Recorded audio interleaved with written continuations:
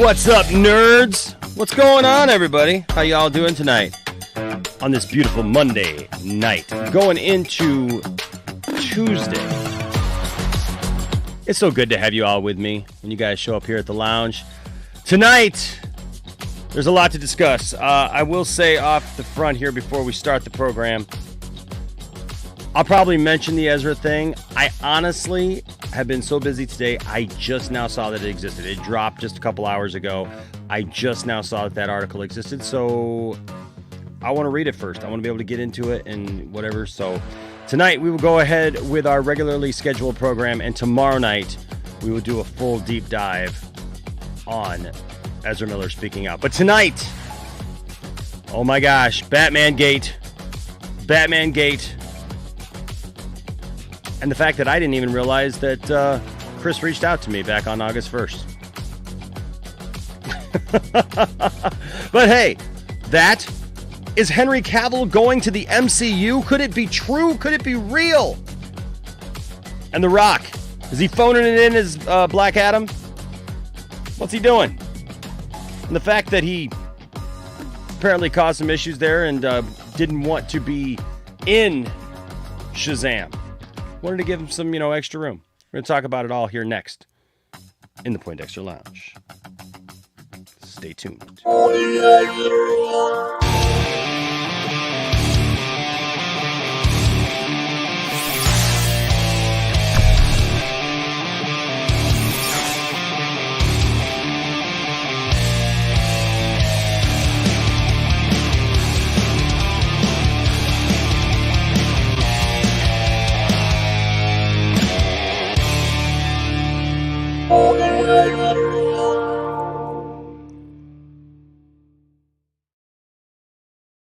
What's up, nerds and nerdettes? It is great to have you all with me in the lounge tonight. My name is Enosh, and if this is your first time to the lounge, just know that the Poindexter Lounge is a place for nerds. It's a place where you and me and all of us can get together and talk about the things that we love. Things like TV shows, movies, games, sci-fi, fantasy, comic books, superheroes, toys, and so much more. And if those are things that get you excited, then you're my kind of person. You're my kind of person. I dig you. I understand you. We understand each other. Even if you don't know who I am yet, just know that we get each other. Because if those are the kind of things that you like, I think that, I think that we might get along. And so please hit that subscribe button as well as that notification bell. And hey, let's have some fun, shall we? Okay, can we have some fun? I would love to have some fun with all of you here in the lounge. All right, so hit that subscribe button as well as that notification bell. Join this growing group of nerds, because that's what we are, folks. We are a growing group of nerds, and we want you along for the ride. I'm sorry, Google is giving me a little bit of a hard time here. It's asking me to check my device. It's literally trying to get me out of Poindexter Lounge here. Hold on a second. This is happening live. Yep, it's me. It's me. It's me. It's me. It's me. Tell them it's me. There we go. It's me. I don't know what that was all about. Thanks, YouTube, for trying to sabotage my live stream right off the bat. Appreciate you, YouTube. Anyways. Welcome to the show. I do apologize also off the top of the broadcast here. I had scheduled this broadcast for 11 p.m. and had meant to do the show at 11 p.m.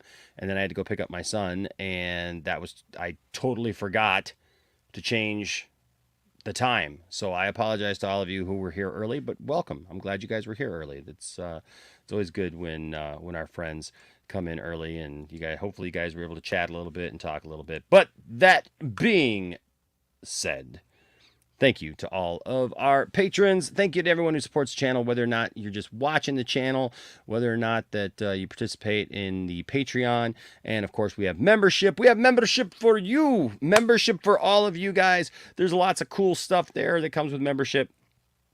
And as we do that, we can get even more membership stuff going on. So thank you to everyone who does that. Also, a thank you to everyone who gives super chats. You guys are all appreciated, and the show, and we appreciate each and every one of you guys who gives super chats. And if you just feel like you want to bypass all of the YouTube stuff and all that other stuff and just give directly to us, we have links down in the description below where you can do that, and we appreciate your help with that. And then also, of course, we have the store link down there where you can pick from all kinds of cool Poindexter Lounge and other things. Not everything says Poindexter Lounge. There's some other cool stuff on there, so you can pick from some of that. All right. Yeah, lots going on. So there is this news story, and I don't know, man. I kind of had the night planned out. Give us a few minutes, and maybe we'll see what you guys think here in the chat. We'll see who shows up. There's obviously we're pretty connected to this Ezra Miller story, and my only concern about doing it in this format is that we already have it all like tagged and formatted and everything. I would really have to change the whole thing, but we can do that. We can do that. But yeah, he just for those of you who don't know, Ezra Miller just broke his silence and has had some things to say about stuff that has gone on, and so yeah, so we can get to that. Let's see. Somebody's already telling me that we missed a super chat. It's probably a member chat that I cannot see yet. So hold on just a second, buddy. Let me get to that. But hey, how have you guys been? How you guys been? You guys doing all right? It's been a long weekend for some of us, but I had a great weekend. We participated in a backpack giveaway for back to school. We gave away, we helped another church and gave over 550 backpacks filled with school supplies and cool stuff for kids. And there was over 1,000 people who showed up at this event. We played some music. Our church did some face painting and some fun stuff like that. And so really helped bless some people that way. And so that was a lot of fun. Did that on Saturday, and that's kind of how my weekend went. And had a great day yesterday as well with the family and whatnot. So let's see. Yeah, we got the member chat here. Let me pull that up real quick. We'll get started right away here. And that member chat belongs to the one, the only Jared. Oh, wait, hold on. We got a couple. Okay, well, we'll do... let me make sure I didn't miss any more. I wish StreamYard would update and just show them to us. Like, what's so hard about that? Anthony Chobot here. Thank you, buddy. Says you've been a member for 12 months. 1 year, man. Happy birthday to you. Happy birthday to you. Happy birthday and anniversary being a member. Happy birthday to you. Hey, buddy. Happy upcoming birthday, man. I hope you have a good one. Also, Jared here asked me with his member chat, says, what do you think will actually happen in Joker 2? Not sure what they could even do. You know what? Joker 2 is an interesting thing to me. I don't feel like that movie should exist at all. I've been very, very vocal about that. I don't think that the movie should exist. I feel like the first one should have just stood on its own. It should have just been its own thing. And it's not. And so, you know, what do you do with the Joker 2? What do you introduce a Harley Quinn? So there's somebody else that has his craziness, and what you show their love story or something like that, that what Arthur finally finds love, you know? I don't know, man. Like, do I really care to see that? No, not at this point. I don't even really believe he's really the Joker. And if you say he's the Joker, I don't see how that dude is some criminal mastermind that, you know, ends up fighting the Batman. I don't know, man. It's a good movie. It's a good movie on its own. Just to me, it's not a Joker movie. You know what I mean? I don't know, man. It's a weird thing for me because I like the movie a lot. I really do. But in the same token, I don't think that it's a Joker movie. It's weird to me, and I know I'm not the only one who feels that way. But yeah, you know what? It is what it is. Hal here says he's not going to see it. I will see it. You know, but it is what it is. Jared here says I doesn't really deserve love. He's killed people. Well, yeah, I mean, you know, the Joker has killed people though. I mean, that's why he's had Harley Quinn and you know, and new things. I mean, you know, it's not necessarily that he deserves love. I mean, I think probably one of the issues that lead people down that route is lack of love in their life, right? And lack of empathy and you know, care in their life. So I think that everyone is deserving of love. I think that everyone is ultimately deserving of love, but you know, it's just everybody's at a different place, and that character, yes, is like that. But you know, I don't know, man. I don't know. I guess, like I said, you know, a Joker 2, do you actually show him becoming the Joker like the Thing here talks about? I just don't know. I don't know where that goes at that point. What do you do with that film? You know, what do you do with a film like Joker 2? I don't think that movie should even exist. So I feel like it was one and done. It would have been a great standalone. It should have been. That's what they said it was going to be. That's what they hinted that it was going to be. That's what everybody said they wanted it to be. And then it made $1 billion. So of course they're going to like try to milk that thing for everything that they can get out of it. But you know, it is what it is. All right. That being said, I want to jump right in with a couple of our panelists. I know there's some other people who will be joining us later, but we got a couple guys back here. And so we're going to start talking, and we'll see where we go with the evening. We could end up going in a completely different direction than what we thought we were going to go. But ladies and gentlemen, you know what that means? It means people have entered into the lounge. Are you ready to see who's on the panel tonight? Who will be discussing all these really cool or not so cool topics tonight as we get along? Ladies and gentlemen, from the desert. Ladies and gentlemen, welcome. He's looking pretty chill. He's looking pretty cool. Look at him there. I can see him in the back. He's been waiting this whole time. Ladies and gentlemen, welcome Unfiltered Phil. What's up, Phil? Hey, dude. Yeah, this is my first stream that I've been on in like a week. Been away from my computer. Yeah. So I got a joke with you, man, because you sent me that picture of Batman, you know? Yeah. And I posted that in Max's, you know, private group, and everybody started giving me a hard time because I posted it, and then Tiffany asked me to do something, so all I did was post the picture, and I wasn't even thinking I'm posting the picture without saying anything about it, so I just posted it, and then I walked away. I come back and like everybody's like, oh yeah, Enos just drops a picture like that and just walks away. That's fake. That's fake. Trash, absolutely photoshopped and stuff. I got Zeverfett in there talking about like it's garbage, it's trash, it's fake, whatever. And then and then Nicotina starts messing with me. He's like, Enos just leaves us in here. It's almost like he's acting like he knows something. And walked away. And he's Did like, you? This... Were you like, I got that from your other? So yeah, so I come back and I'm like, no, guys, it's really not that. It's really not like that at all. Actually, Andre, I got it from Phil from the Four Nerds Network. And I bet he was like, that motherfucker didn't send it to me. Everybody was pretty quiet then. I don't know. Nobody really said that much after that. You know, he mentioned that he was joking with me, but that was cool. You know, but it was. Maybe we can pull up that picture, but yeah, because I didn't even, because they're like, what is this picture? I'm like, I don't know. Phil just sent it to me and said, hey, did you see this? And I'm like, no. I saw it in passing, and I knew you were doing a show, and I was like, heck yeah, it's Affleck's birthday. It's got a little bit of Affleck in it. I mean, it does.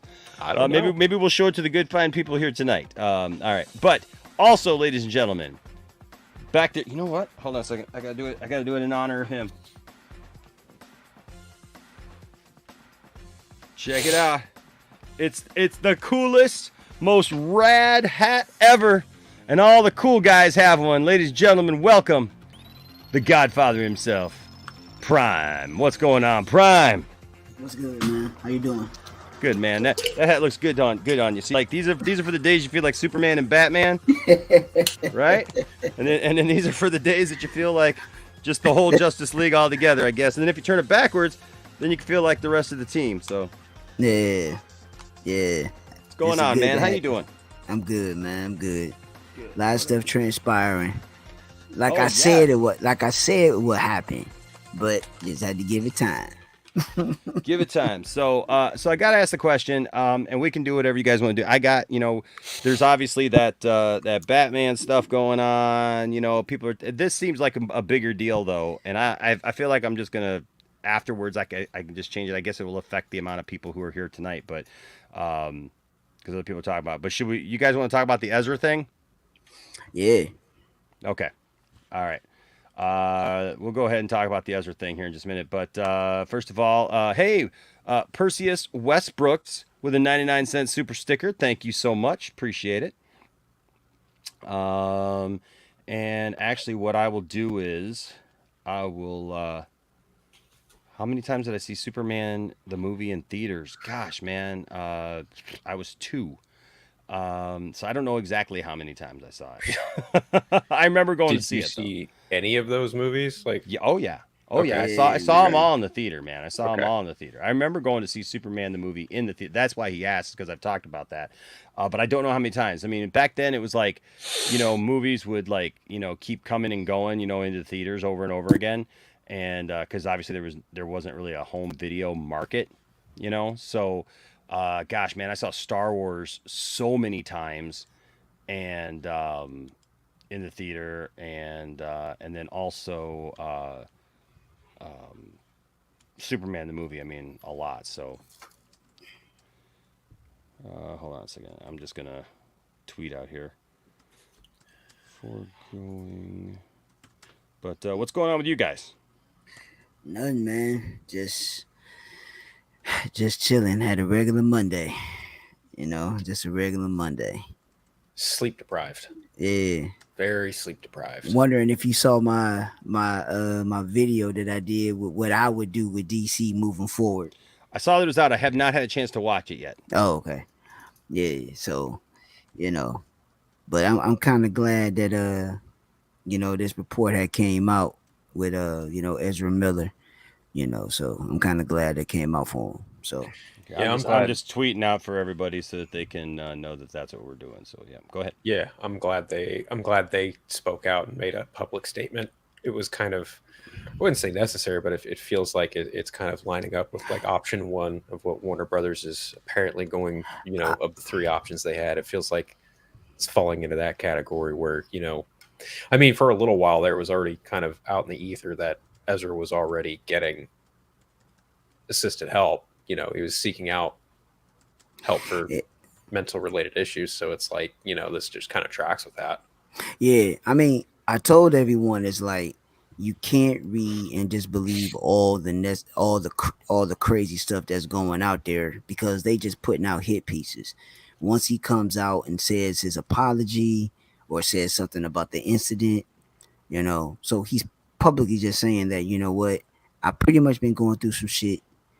I'm about to hold myself accountable for my actions. I apologize for all the stuff that went on, and believe me, I believe Warner Brothers got in that ass and let them know is that, look, you need to get your act together, because and the people that's around him. So I think the people that's around him, his inner circle, they finally got to him and just said, look, you're going to jeopardize your career. You're going to jeopardize everything that you work for. You need to go ahead, get the proper help that you need.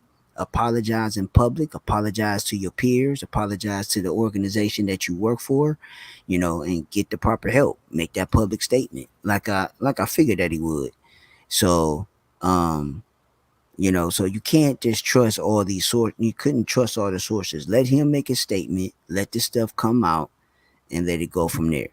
And believe me, they're gonna push this movie back a little bit further. I bet you we will not see this movie until next summer.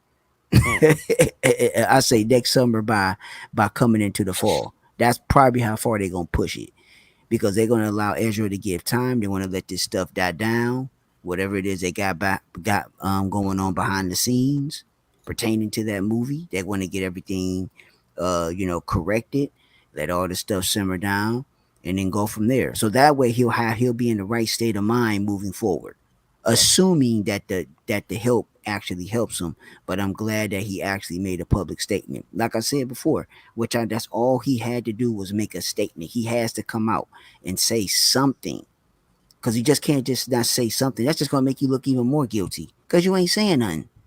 So you got to put something out there. So I'm glad that he did that. That's just good on his part. I'm glad for that. Yep.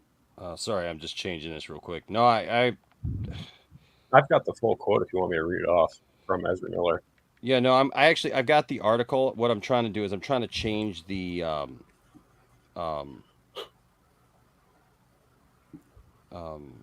the video Mm-hmm. because it'll affect because if everybody thinks that we're talking about everything else and and we're actually talking Oh, about I Ezra. see. Yeah. Yeah, yeah. So I'm just changing that real quick. Just give me 2 seconds. You guys just go ahead Oh, and keep absolutely, discussing. Yeah. absolutely.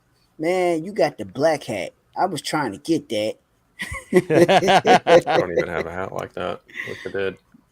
I don't even think they sell them no more. To be honest with you, I got two of them, so I made sure I got two. But I ain't got the black one. But but again, I'm like I said, but it's all in Warner Brothers court now. And like Yeah. everybody draw conclusions talking about, well, he gonna be over with when the movie come out, he's done or whatever like that. Look, they're not going to let this dude go. Not No. that they're not No. letting Ezra go. They're not going to do that because for the simple fact is that you have to let all this stuff come into fruition. Like that when they came up with that piece, him talking about he robbed the store, I was like, I know that was a lie. It wasn't even a store. It was a house. Oh, It was a over house. booze too. And Like I said, apparently it was a house that was family owned. So that's an even weirder component of that whole story too. It's fucking bonkers. that's what I'm saying. Like they just throwing stuff out there just to have news. And my thing is, if it was It that won't let me serious, change it. It won't let me so change it. It won't let me change it. Hold on, let me see who's all here. Okay, hold on a second here. so Yeah, we got 42 people. So you know what? It's all right. It's not gonna let me. It'll let me change the It won't let me change the thumbnail for now. But that's all good. yeah, That's all good. StreamYard be tripping sometime. Yeah, it won't let me change the thumbnail. But all right, no problem. Well, now it's gonna like stick me in here. Hold on a second here. Hmm. I should be able to change the hold on a second. I should be able. It just wouldn't let me change the thumbnail, but I don't know why it wouldn't let me change the. Yeah, so so while Enoch's doing that, I was like, Yeah. I need like people just have to you just realize and understand is that you cannot believe everything in the news because certain things you have to look at for what it's worth and really be like, really now? Because I'm like, you just can't believe everything now. Everybody be putting stuff out there just to have clicks and all that stuff like that. So and then prior before all this incidents, there were statements from the actual, like I said before, like a lot of us said it. The girl that he was messing with, she didn't put out one taste statement, two, she put out four, and it's just like everybody was just ignoring it and wasn't even taking into consideration. So Well, it's also you got to look at like the people running these stories. I mean, specifically from Variety. You've got those morons like Adam B. Vary and Brent Lang. They're very consistent in regards to just putting out a hit piece left and right at the yeah, behest of people from WB, especially Adam Vary. That dude's just a bona fide mook, for lack of a better phrase there, right? Like that dude is a straight up. I mean, like him and Grace Randolph are part of the same. They like it's the best way I can say this without being superbly disrespectful on a human level. They are two peas of the same pod in regards to where they get their information from and how they produce it just so they can keep getting said information. But I digress. I mean, those two, Brent Lang and Ferry, they're just they are prime examples of what it means to be a reporter without any integrity whatsoever. I will say this is that you gotta let me see if I recall, um, Grace Randolph Variety. They are with some corporation.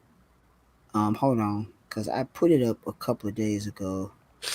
Yes, the Hollywood Reporter, Variety, Deadline, TV Line, Rolling Stone, Billboard, IndieWire, and etc. All these companies are owned by Penske Media. That's the Penske same, Media. yeah, Yeah. Penske Media and Grace Randolph as well. So people, if y'all don't know that, It then won't let that's me. something that y'all need to know. So they owned by Penske Media, and Penske Media is like they real grimy on stuff. So it's like they get a lot of, they pretty much share a lot of their sources. So that's one thing a lot of people don't understand. What know about Grace Randolph. I don't hate on Grace Randolph. I just know she a hit or miss. Yep. So I just know she a hit or miss. I just only time I watch her is for her movie math. That's the only time. That's when it's legit. That's the only time I I, watch it. But I other than that, honestly, I can't give her the time of day anymore. I mean, she's very, I don't know. She's flip floppy, talks out of both sides of her mouth. I don't really know what the best way to say it There's without I, giving. I agree. I agree I with gotta you. I gotta say, yeah, I gotta say there. So it's weird because when she's on, she seems to be on, but when she's off, man, she's way off. And Yeah, that's the weird thing, man. And it's like you said, like it makes her come across as if she's kind of flip floppy, wishy washy in a lot of ways, and that it's like it's hard to tell. I think that she's got probably some good insiders, Hmm. as far as that goes, but that she probably um, not all of them are you know that well, it's great. no mystery that some people get fed misinformation to throw people Exactly. off of what is actually going off. I mean, you could look at people like Jeff Snyder, you could look at Grace Randolph, you could look at Umberto Gonzalez. These people, they constantly throw shit out into the ether and hope to God some of it sticks, and what they're being told is fact when it might actually be false. I mean, I can remember when Umberto Gonzalez had it on good authority that Billy Zane and Jason Biggs were going to be in Spider-Man Not No Way Home Homecoming as Vulture and Scorpion, and that did not pan out whatsoever. And dude The never problem owned up with to Scoop it. Game, right?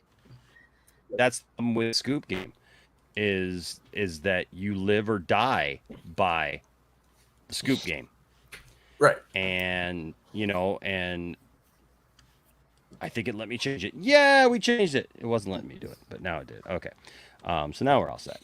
Um, but yeah, no, you live or die by that, and it's like if you have bad intel, guess what? You're gonna come across looking stupid. And that's where I have like I don't get into that. I just don't. I've had plenty of scoopers try to contact me, try to want to be a part of my channel, and I've just told them, like, look, you do you.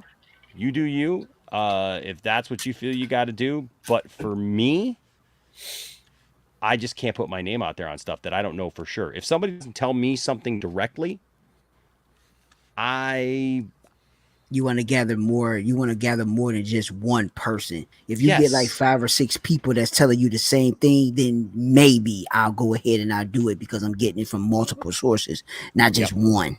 Yeah. Unless I hear from the horse's mouth, man, that this is like this is it, you know, then yeah, then I don't, you know. It's So all right, so we're all tweeted out, and okay, so sorry about that, guys. you good, Yeah. So, anyways, I I have not read the article that has come out, so I think probably the first. It's not that. It's not long. Enosh is frozen. Yeah, I know his internet is going cuckoo. One flew over the cuckoo's nest. Okay. Jeez. What a night for that to happen.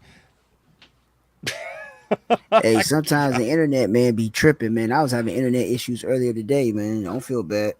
Jeez, oh Pete. Okay. All right. We're going. We're going. All right. So I've got this for those of you who don't know. It's breaking. Just happened a little while ago. This was actually just posted at 8:30 Eastern time. It looks like. So was it Eastern time or was it? Eastern time. Yeah, I guess it would. Yeah, be Eastern time. Okay. So obviously, Ezra Miller has been a topic that we have discussed a lot here at the channel. Uh, we've seen people get really pissed off over the last. I don't know why they get so pissed off, but they've gotten pissed off over the last few months. I've seen people argue. I've seen people get angry at each other. I've seen people make accusations against each other. I've had accusations against me, even just for simply saying, "Hey, let's wait." I've been accused of defending Ezra and his actions, even though I would never defend the actions. Hey, Saggy, you want to jump in? I'll What's send you the good, link. Saggy? I'll send you, Saggy. I know that you are very connected to this, and I'm just finding this out now. I had to change the entire stream here, Saggy. So, you're welcome to come in. I can send you a link. But so we've She doesn't want obviously, to be on a stream with me. Don't you know? She doesn't like me very much. but for this, we might have to make an exception. We might have to make Saggy an cool, exception. man. We all She come cool together. peoples. We all come together for the right thing. But yeah, so I've had people come at me about this situation and make it about something else. You know, like I'm just trying to get him on the show or something like that. So listen, I've said it before and I will say it again.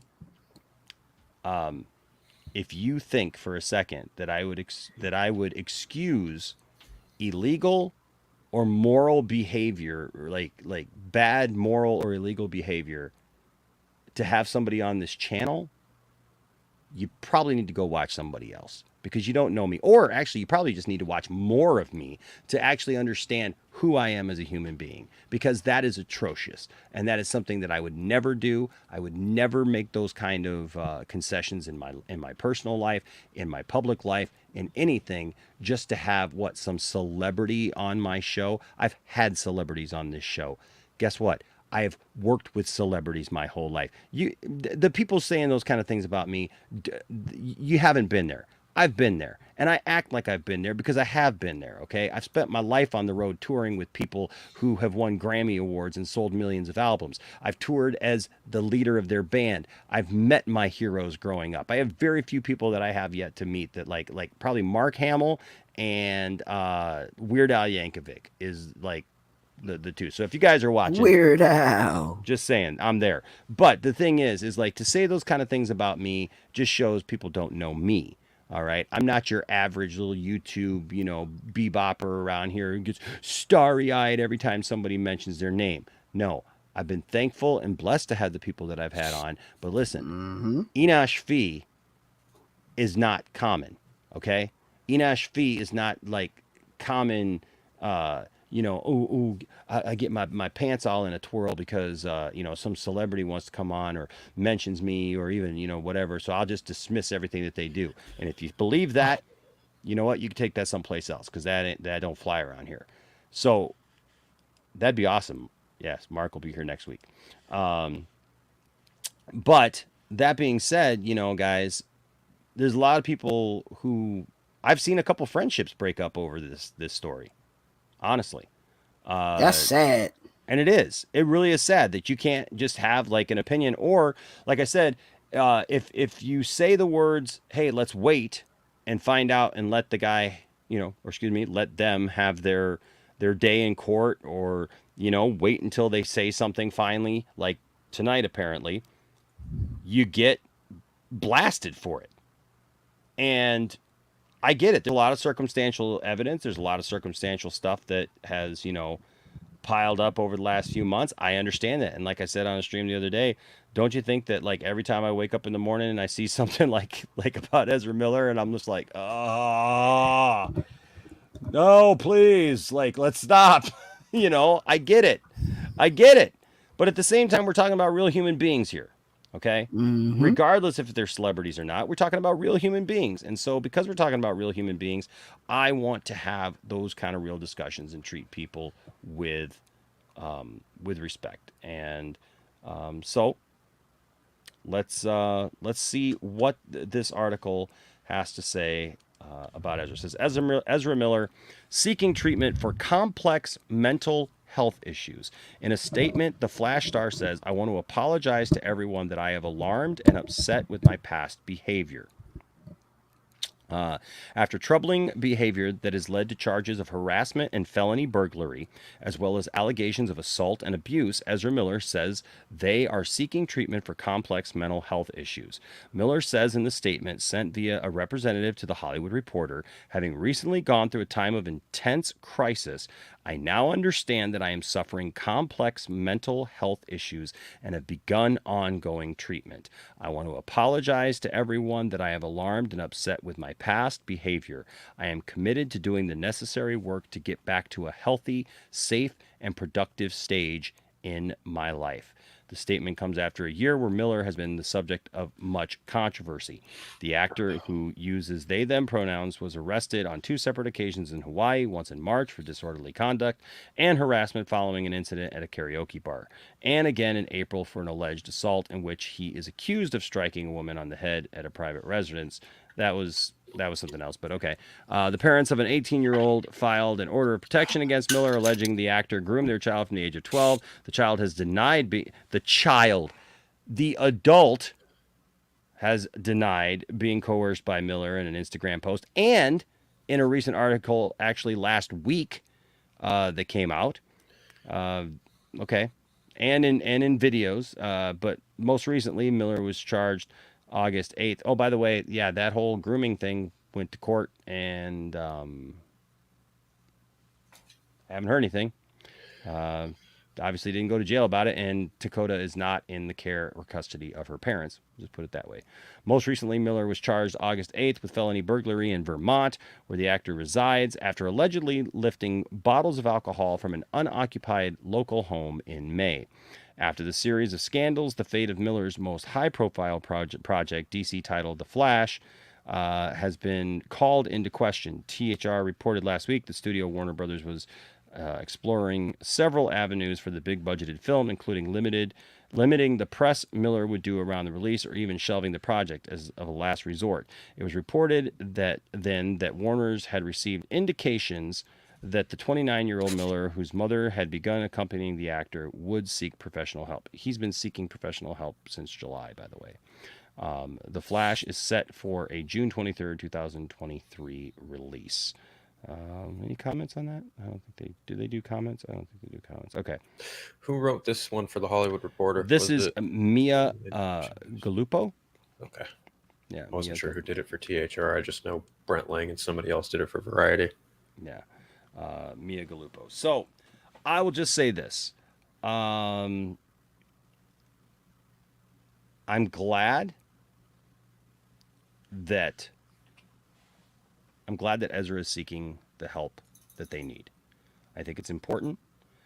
We've always said and mentioned the fact that Ezra was going through some things. There was some personal crisis that happened around the time that they went to Hawaii, and so there was a lot going on behind the scenes. And I'm very glad that this has finally come out, that they are having this conversation, and I'm glad that they're getting the help that they need, because that's what they should do. That is absolutely what they should do. And I think that this will have, if they stick to it, if they complete a program, and and Ezra takes care of this, mental health issues are something that gosh, man, so many people are dealing with things on a daily basis, and they don't get the help that they need. And it's good to see Ezra taking that step. That is the step. That is always the first step that's needed, is to understand that there's an issue, to go ahead and admit that issue, and then work to correct that issue. And mental issues are something that people, have to deal with their entire life. It's not something that just, goes away. You have to deal with it. My own mother, I've shared many times, my own mother was diagnosed paranoid, schizophrenic, manic depressive, had a lot of other issues, drug and alcohol issues. And, because of that, she suffered a lot in her life, and she lost out on a lot in her life. And sometimes she was misunderstood. but she was violent. She would do things with not realizing that she would do them, and that's the life sometimes of people who are going through intense and complex mental issues. So it's good to see that Ezra is taking responsibility for what they've gone through, for what they're doing, and hopefully are able to move on from here. And I think that if they do it, I think if Ezra takes care of what Ezra needs to take care of, by the time the Flash finally comes out, whenever that is, Prime, sometime in our lifetime, hopefully, that by then people will have calmed down, and and honestly, this could end up being a very positive restoration story. People forget all the time. We've mentioned it, but people like downplay it. But Robert Downey Jr., for God's sake, was breaking into people's homes and crashing on their couch, and and on drugs, and was racking up an arrest record himself. So And he became Iron Man. And then he became Iron Man, and now he's kids love him, parents love him. He's a fan favorite, and sometimes it just takes time. And so, yeah, I think that's good. So, like I said, Warner Discovery, they better push it back just to give it more time so we can die down. I mean, yeah, you still gonna have those little roughs, the people that really are serious about it. But that's why I say they should just push it for next summer. That'd be the best bet, to push it to next summer, because it's gonna die down. That's August now. I'll say in May. I'll say early May to release it.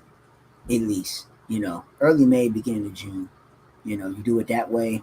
It's in the summertime, and it's a good time, depending on how you can slate it. So that's what I would do. Well, they already got it. They already got it set for next June. So, they got it set for next June. Yeah, it's already set for next June. So I would say it's probably going to get pushed out even further at this point. Okay.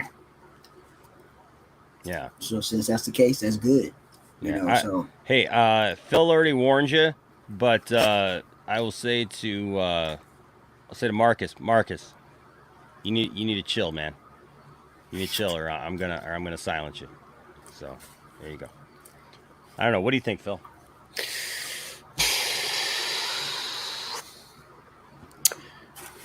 I think I'm glad that they're getting help. I'm thankful for that. Whether or not this has any effect on the release date, I can't really say for sure. I mean, Scooper Madness has been kind of running up and down with regards to this movie. I'm also going to say this. There's a certain scooper out there who needs to learn to differentiate between what additional photography is and what a reshoot is, because they fucking don't. No. My God. Holy shit. But if there were any official news of this production getting any additional photography or reshoots of any kind, we would have heard it by now from credible sources closer to the Warner Brothers lot. Mm-hmm. That's all I will say on that.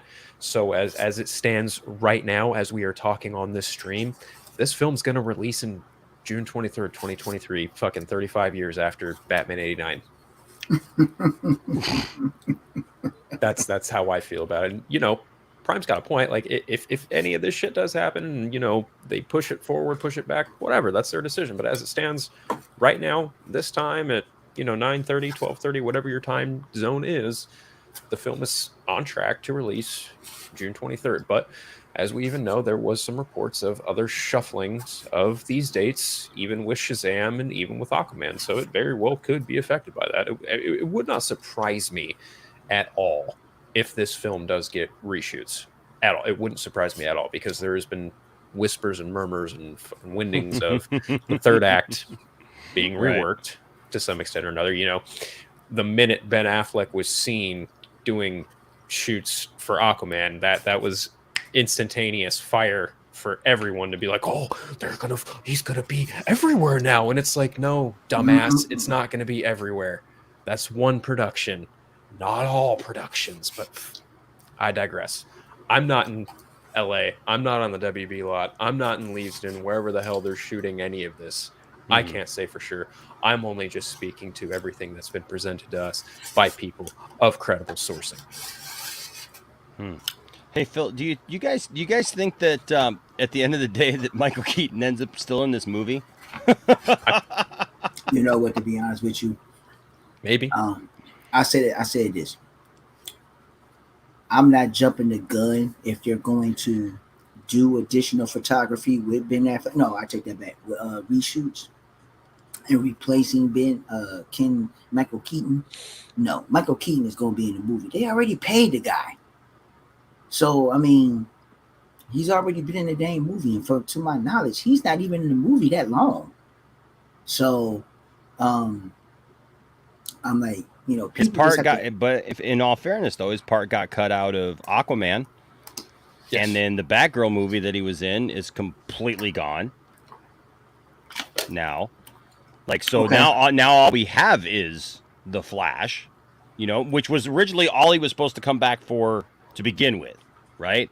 That's at least that we know of. That it was just supposed to be that he came back for the Flash. He was going to be in the Flash, and then all of a sudden it ballooned to he's going to be in Batgirl, right? And so he was going to play this part in Batgirl, and everybody speculated about what Michael Keaton's part was in Batgirl to the point where they were like, oh, it's going to be like he's training Batgirl, he's in charge of Batgirl and teaching her stuff, and come to find out he had 5 scenes the entire movie. 2 of them actually in the bat suit, and none of them had anything to do with training her whatsoever. And then now we've got, then it was that he was going to be an Aquaman, and now he's not going to be an Aquaman. Now he's just in the Flash. So I don't know anymore, man. I just Shit, all, don't know anymore. all we got to do is just wait because it's just so much stuff that's going around. I mean, just wait for it.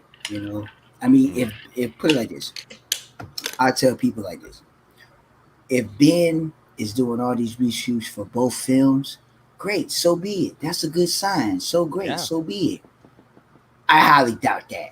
I know he's doing it in Aquaman. Okay, I get that. But if it so happened to, and like I said numerous times, if I just put this theory and thought. If they're going to allow Muschietti to do his original script that he did, that included, I'm not saying it's possible, I'm just saying if. This is a very, very big if. But if it does come into fruition, that's a good sign. If they're allowing him to utilize his original script, okay, for the Flash, if they allow him to do it, that means you included Ray Fisher as Cyborg, you included Ben Affleck as Batman. That's a good sign. That's a very good sign. Yep. Do I think is it possible? Sure, but the probabilities is not there. No, the possibilities outweigh the probabilities. So yeah, no, I'm with you. Real quick, yeah, I mean, because look, that is, listen, when I did speak to Ezra, one of the things that we talked about was Ray Fisher. Mm-hmm.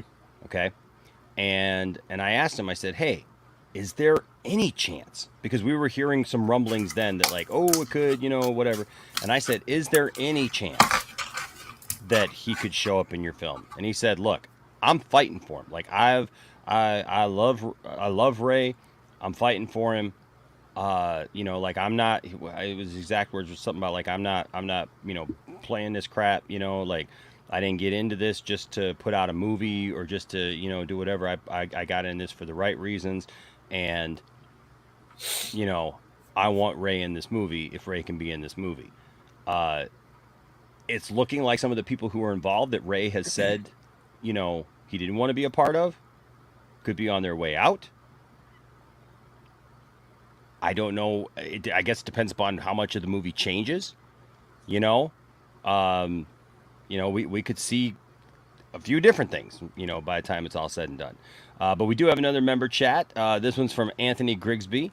What's up, Anthony? He's been a member for. He's another one, man. Another one. 12 months. 1 year, bro. 1 year, man. Anthony, I love you, man. He's my brother from down under, and I love this guy.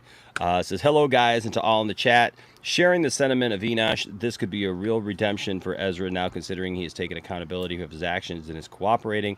I wish him well and hope for the best. Mm-hmm. It could very well. Well, I saw somebody in the chat say, well, it kind of feels almost just like it could just be just an apology, just to do an apology, and then you make the rounds and you do the thing, and time will tell. Yeah. Right.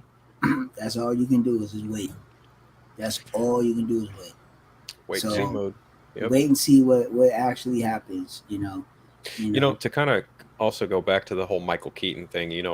I want to say I heard somewhere from someone with some pretty solid credibility that Alan Horn isn't too keen on the idea of like a 70-year-old Batman being the mainstay Batman for an extended universe. You know what?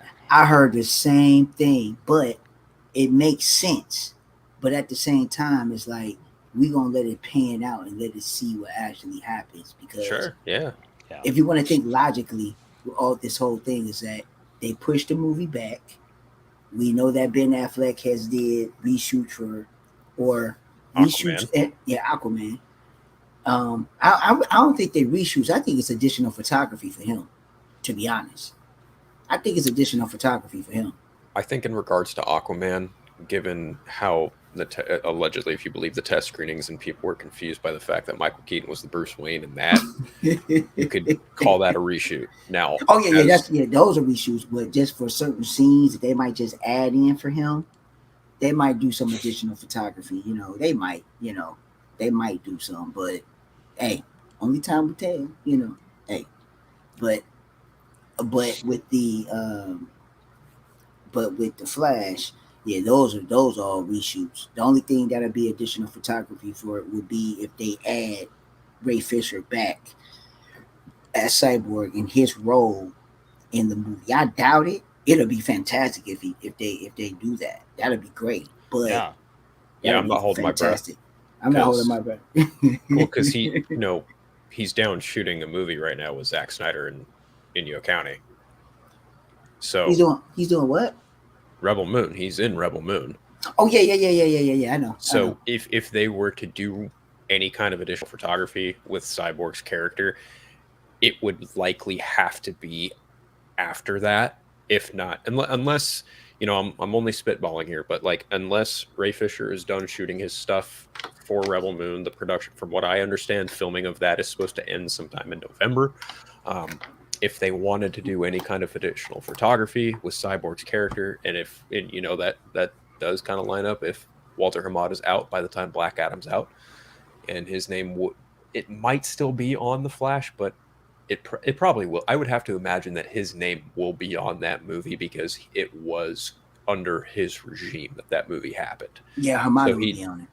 His name will likely be on it, but at the same time, if by some chance that they wanted to do additional photography with Cyborg, I think the earliest you could probably get Ray Fisher in there would be late October, November, sometime in December, and that's if any of that were even going to happen. Yeah, that's a huge if. But if it does happen, the internet will go crazy. I know I would. Oh, for sure. Oh, yeah. Like, yes. Buck wild. Talk about a victory lap at that point. I mean, now, for people that don't know this, the only reason why Ray Fisher is not doing anything with WB did not push him out. He stated himself that he's not going to do no work as long as Walter Hamada is in office. Tread lightly. Tread lightly, Prime, because don't you know, bro? Come on, man. They fired. I'm going by what he said. No, I know, man. I know. I trust me. I know. But there's a lot of people though who like they're just dead set on no. They push that narrative that he was fired. If he was fired, He was fired. I'm just And going by that what the could man have been said. a thing of like after the fact. They were just like, well, we're just letting you go, whatever. Like so I get it. I mean to a point, but let's be honest. Like Ray absolutely came forward and said, I'm done. I am not working with Walter Hamada anymore. I'm done with that whole thing. And but there's a lot of people though who are trying to push a certain narrative with the whole thing, and that's what they want to do.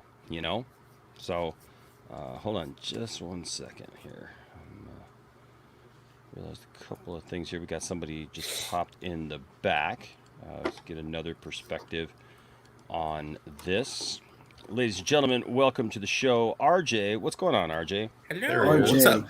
What I good. miss? Did anything happen? No, nothing happened. The show just went off just as typical and as usual as, everything. Nothing happened, right? There was no news at all? Nothing happened whatsoever. We're still talking about fake Batman stuff and fake Henry Cavill stuff and The Rock, and he's fake, so there you go. So okay. Let's. I talk had to about change Batman. everything, bro. I had to change everything. Oh, the whole show's different. The whole show is different. Oh, okay. My bad. I'm coming in blind. I just got off my stream, so I have no clue. Yes, I had to change the entire show, man, because like I'm literally in the back. I was already running behind anyways. I forgot to freaking change the time because my son had to get picked up from work last minute, and I'm coming in. And I didn't even get to say hi to Phil before the show started. I get everything going, and all of a sudden somebody drops in the chat, "Hey, are you going to talk about the Ezra Miller stuff tonight?" Mm-hmm. And I was like, which Ezra Miller stuff? Like the what now? The what now? And they're like, yeah. And so like I go, and of course, I looked up, Hollywood Reporter, and there it is. Boom, Ezra Miller speaks or whatever, and I'm just like, oh crap. So yeah, the first part of the show was me just kind of talking, saying we weren't going to talk about it, and then I realized, what? Nah, this is too big of a story. We got to talk about it, and I got to change everything. Got to change the headline. Got to change the. Yeah. So we did it, and now we're here, man, and now we're talking about it. So. Yeah, no, that happened to me too. I was playing a little coy, but that happened like literally as soon as I clicked the live button, I saw the article. I'm like, dang it. Okay, I'll talk about it for a second. I know. Real quick before we do that, I do want to hit this up. Another everybody's hitting me up with the member chats tonight. That's awesome, though. I'm so happy for members. Thank you guys so much. Sean C has been a member for 17 months. Thank you, bro. Says Ric Flair's last match equals Keaton as Batman. I don't know. I don't think anything would be as bad as that was. I don't know. Michael Keaton can still move around okay. That's true. He doesn't seem as old as he really is, but yeah. Okay. So, RJ, what are your thoughts on this, man? Well, I will say this, it's a very brief statement. I think it is just the first step in a long road to both recovery and to amend the public relations issue. I think this is just the first step in that. Yeah. I will say I'm glad somebody finally decided to speak, especially Ezra themselves. What I will say though is that obviously it's not going to please everybody, but it's meant to, and it's not meant to answer for everything yet either. The important thing now is that Ezra's getting the mental health expertise that they need, the treatment that they need, and then hopefully afterward, when that treatment is complete, then they can feel comfortable speaking more to the public and answering for everything that's come around, right? Yeah. So again, it's just the first step in what I hope will be a long road to both recovery and amending the situation, but it's a good first step. What do you think? I mean, look, there's obviously, like you said, there's going to be people that this is not good enough either, right? Yes. That this, and I'm not saying that this. Well, that's what I'm saying. I'm not saying that this should be good enough, because I don't think that it is good enough. I think, like you said, this is the first step, right? This is the first step into accountability, into discussion, and clarity too. Just getting clarity on everything that's right? going on. And so I think that's good. He verified something that I've been telling people for a long time, and ironically, Grace Randolph even mentioned. But remember when Grace Randolph said it, I told all of you in our private groups. I said, "Yep, she got that right," and that was Ezra suffered a major personal issue before. Well, wasn't the statement that said I suffered from a major crisis or something? Yeah, it was a major crisis. I think it was a mental health crisis. Was the word? Well, it was, but it was related to some very specific things, and so I said that. Grace Randolph, ironically, ended up saying that. That's why I knew she was talking to people who were, and I ended up knowing who she was talking to. But so it was. So I feel that was good. That was the start to say, hey, look, this wasn't just some random thing. This isn't just some a-hole just running around doing a bunch of stuff. Okay, right. This was an issue. It's a personal issue. Why does it take so much time? I'll tell you why. Because people with mental issues, people with mental issues that they're fighting in their life. First of all, kudos to you. If you are fighting mental issues, this is one of the things that I've really, that's kind of broken my heart about this is mental issues are an unseen enemy. Okay? Mental issues are one of those things that everybody can't see it. They may see you, have a little bit too much alcohol, and they don't understand how it affects you differently than it might affect even somebody else. The average person who just goes out and gets drunk and does something stupid. Now, all of a sudden, you add mental issues or those kind of things to that problem, you got a much bigger, more complex problem. Okay? Mm-hmm. And the thing is one of the hardest things for people with these types of issues to do is realize that they have a problem, because it's not just an addiction. It's not like they just have an addiction and everybody can come around and say, hey, you need to stop, drinking, right? Or you need to stop, taking this drug or whatever.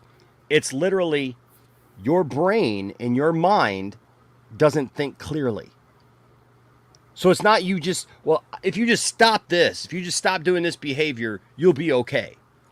Right? That's not how it works. It's not how it works. And so, yes, Hal, you're absolutely right. It's an unseen illness. So people will look at you and just think, oh, they're normal. They're like everybody else. So I'm going to judge them just like everybody else by the same standards as everybody else. And I'm sorry, but that doesn't work. That doesn't work. Because people are going through things that we don't know. And so I will say this. For everyone who will come out, and I've already seen some, and got a couple messages from people. Oh, it's just a publicity thing, right? It's just a publicity thing. The thing is that, some people are even saying, well, Zasloff this week, he put the hammer down on him, and so that's why he's doing it. No, Ezra's been seeking help since July. Okay? Yeah. Since the beginning of July. This has taken a huge step for Ezra, and I commend Ezra for it. I hope that Ezra continues, because one of the things that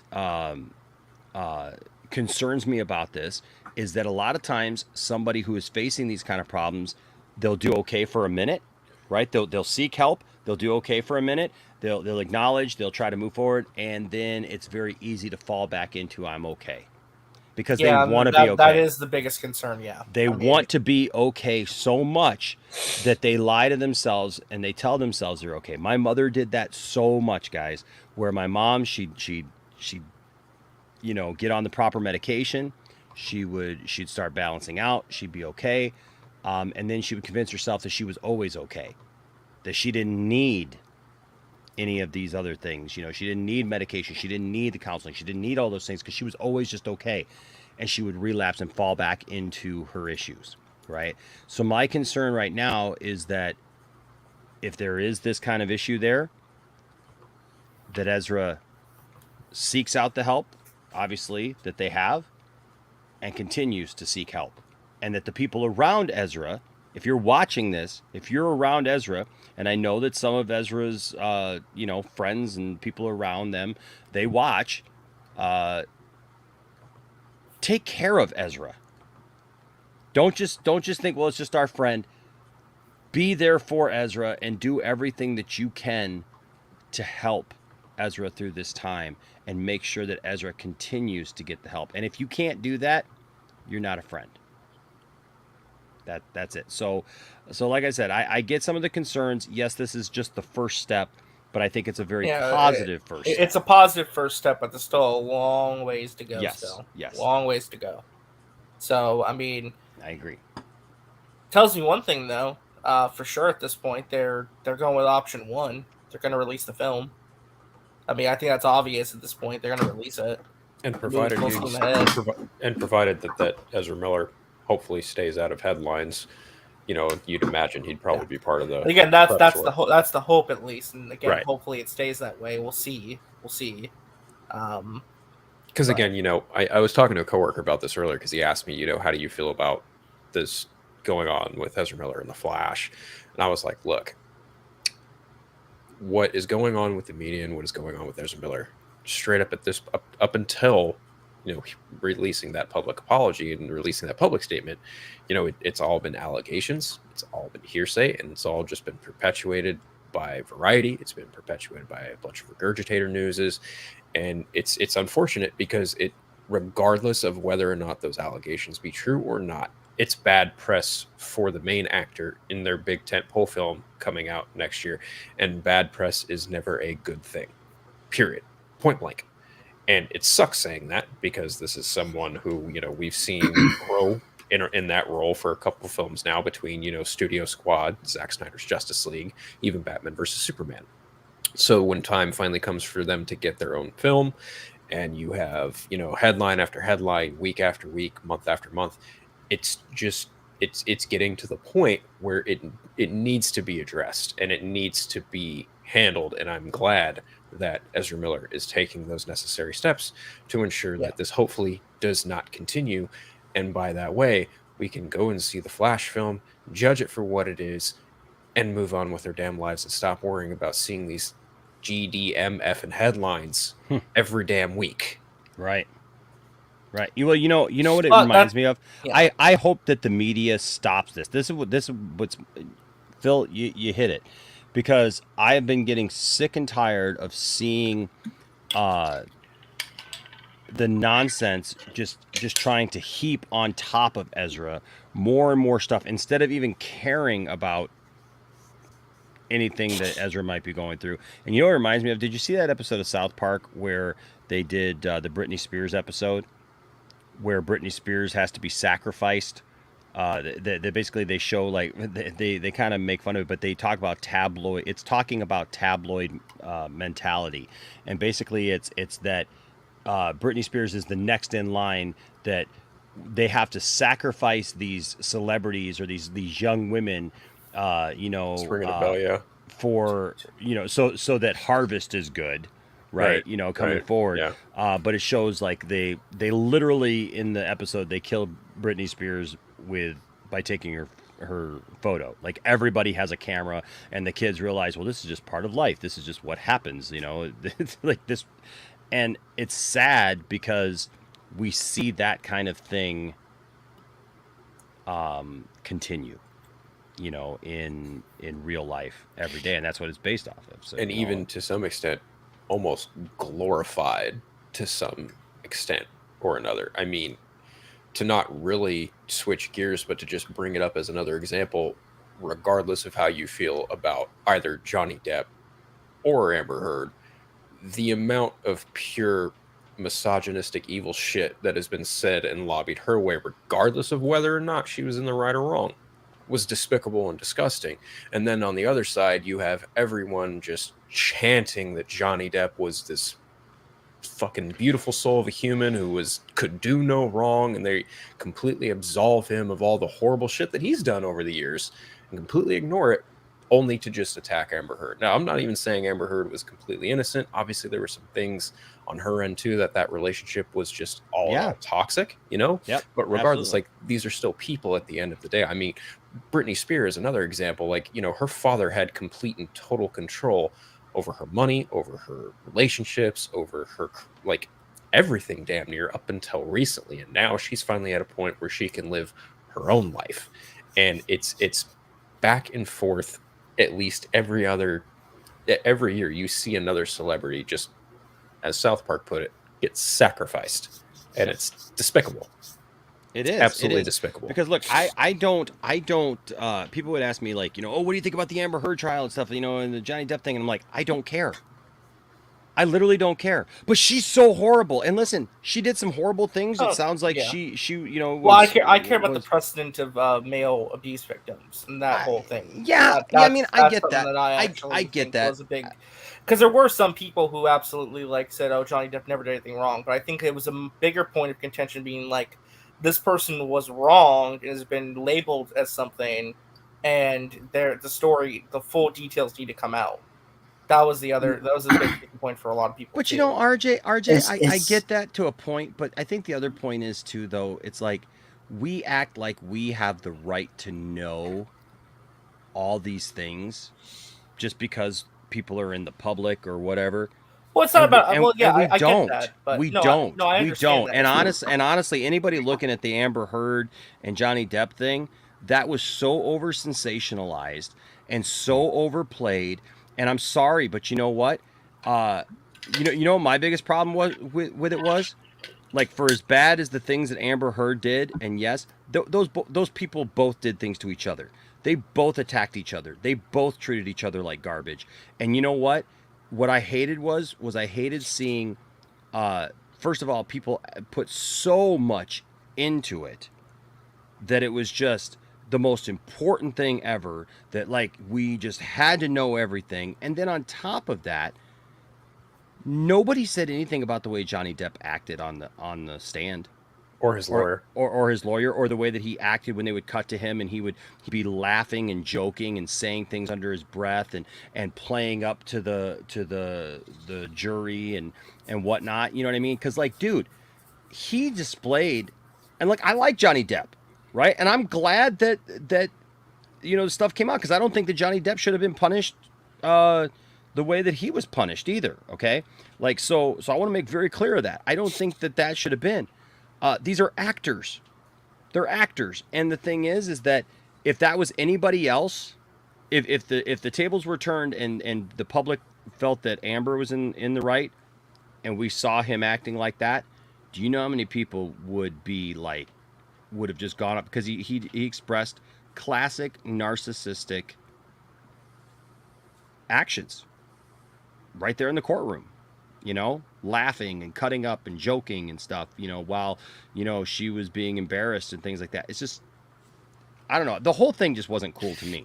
It really rubbed me the wrong way when people would say that some of her best acting was done in that courtroom. And I'm just like, I know, and I'm not going to name names or anything like that, obviously, because I've got friends in the real world too, male and female, but I know a couple of my friends who are female who've openly confided to me about certain situations that would echo Amber Heard's claims, and they were just like, "Oh, she's full of shit," and I'm like, "Are you sure about that?" I would say this: you really lie about being and being okay. So let me put it to you like this, okay? Because I know a lot of people want to get into the Amber Heard thing and the Johnny Depp stuff. People are letting their feelings get into this and not looking at the facts. You have to look at the facts. When you are an individual that does a hit piece to your significant other, that is your husband, to deliberately destroy him, that's a problem. Oh, absolutely. Hold on. 100%. Everybody got to get out their feelings. I don't give a damn what the hell that is. That is basically right there. You lied about the situation. You went ahead and put an article out, even though you did it in code, but everybody knew what you was talking about. You did it because you was in your feelings. Then, not only that you put the hit piece out because you was in your feelings, because you felt a certain way, you didn't get what you want from your husband, you took it upon yourself to destroy him. That's wrong. That is wrong. And then after he lost his career, you still go ahead and prosper. You still try to keep this narrative by lying. That's wrong. That's called a despicable human being and does not want to hold herself accountable. So my thing is I'm not going to go into all the real truths, but it's just the matter is that people have to get themselves out those feelings and thinking about the other stuff.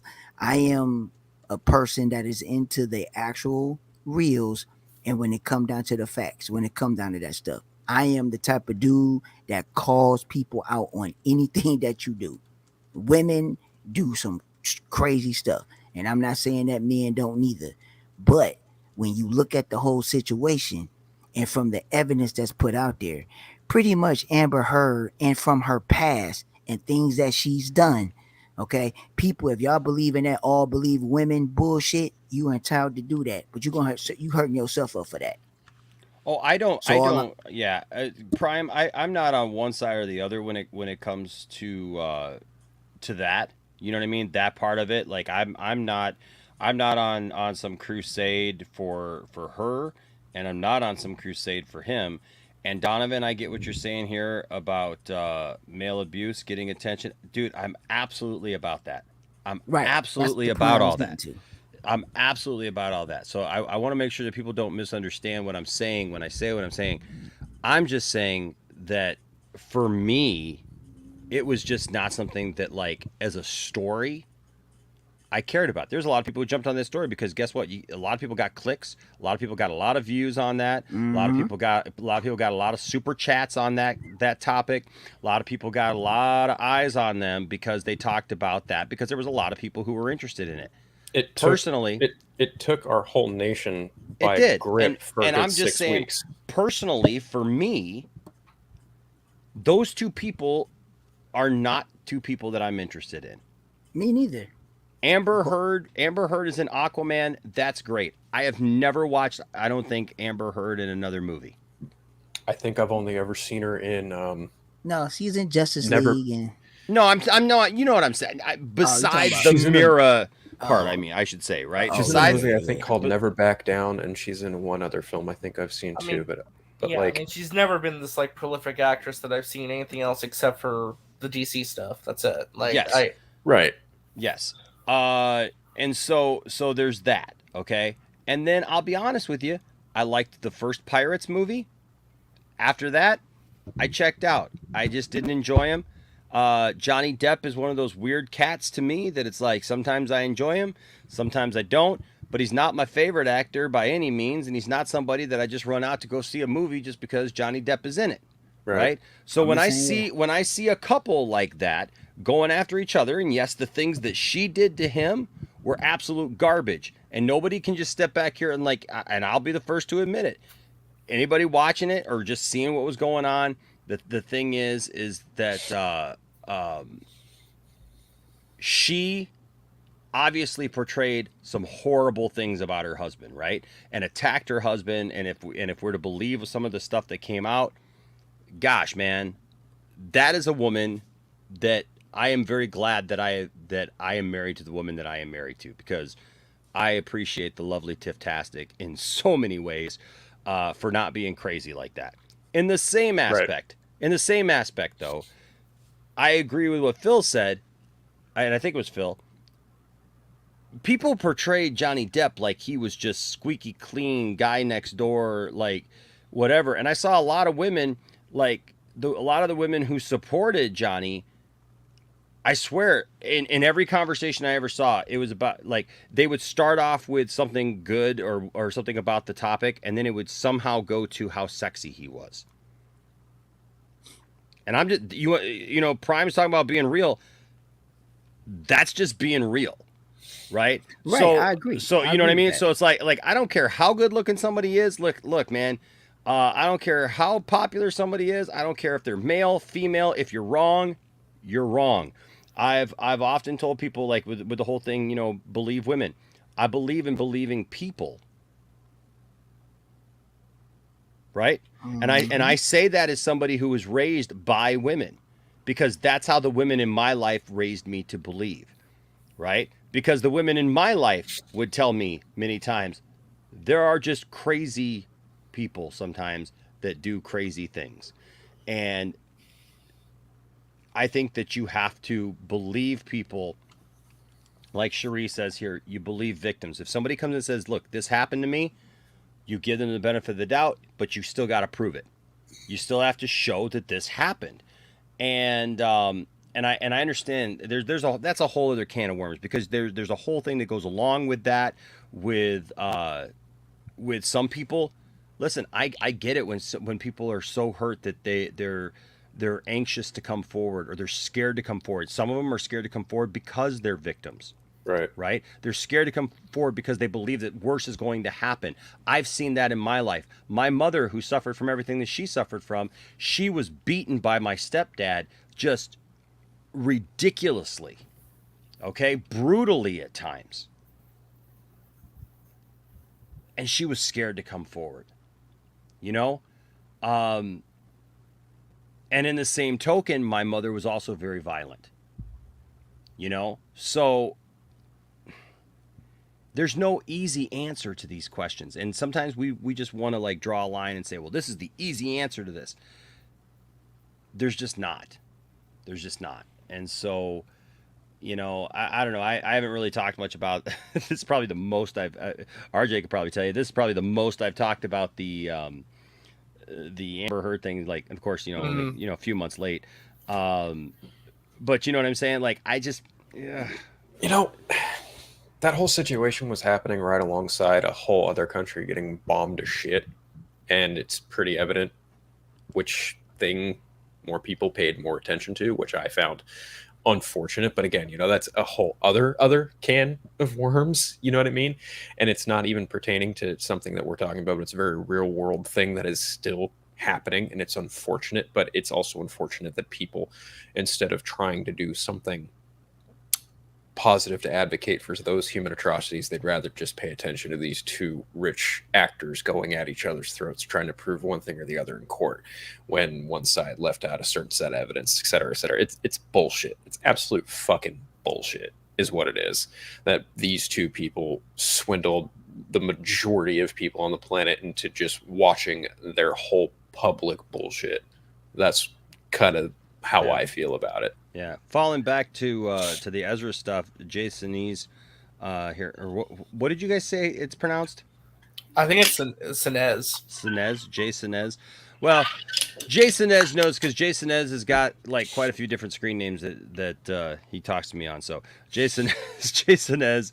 So since July, right? Meaning that Ezra's been getting help since then. Why didn't the articles make the statement instead of throwing false narratives?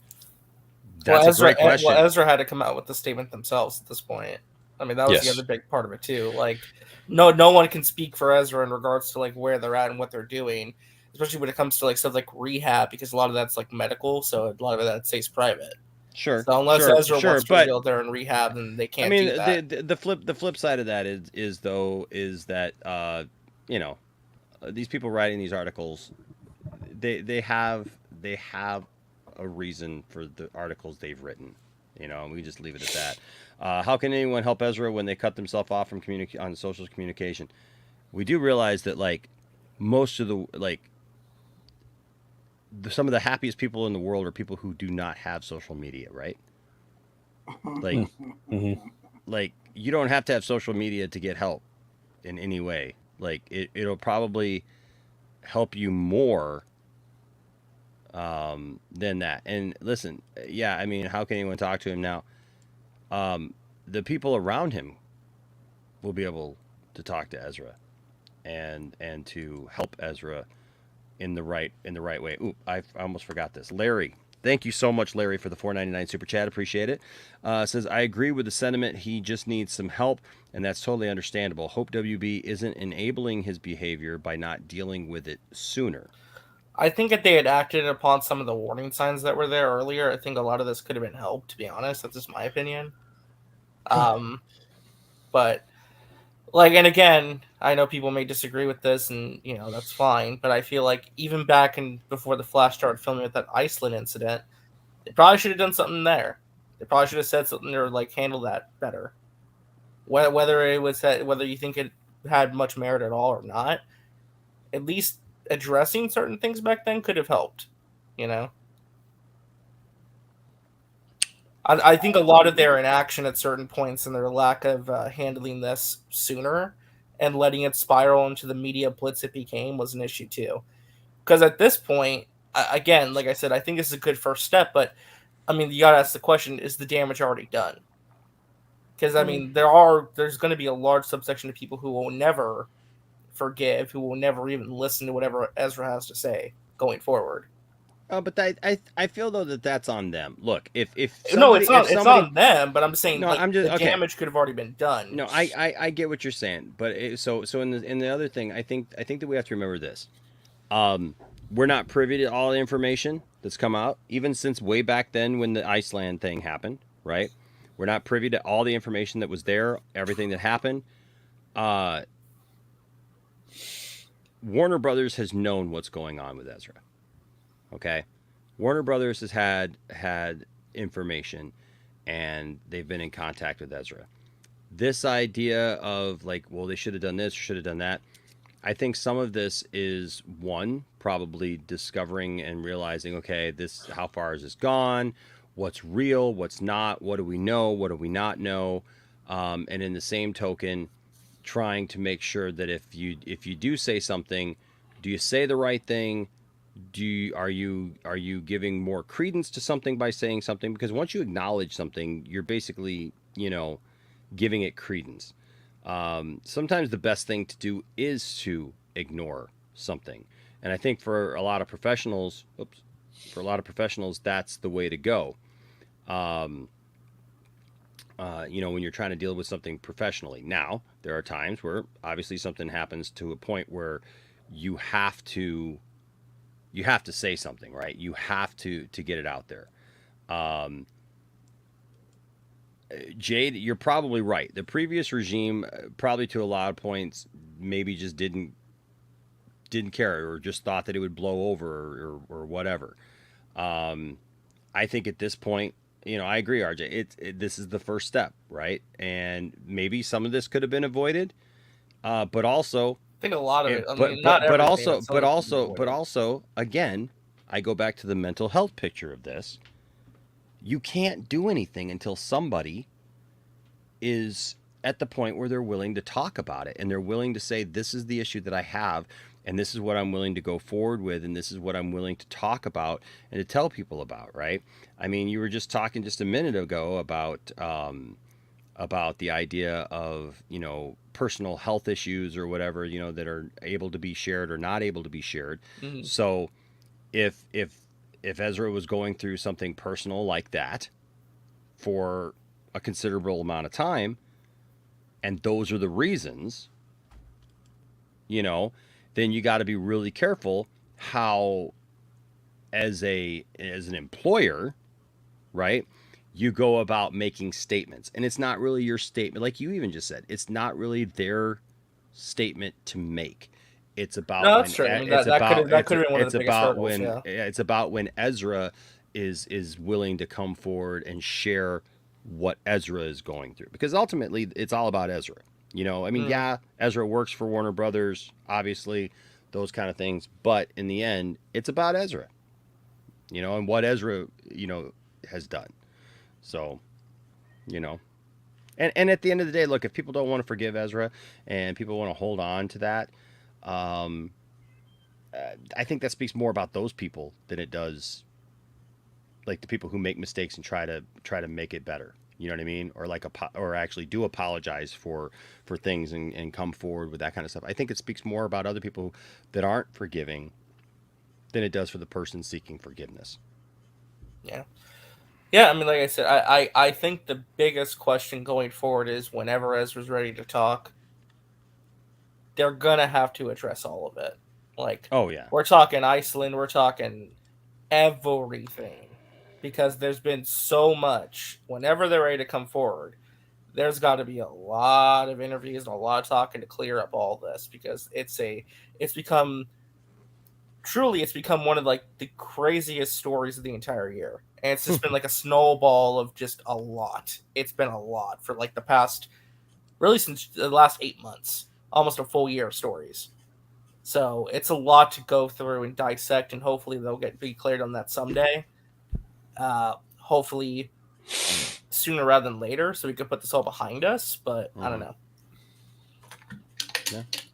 Yeah. So,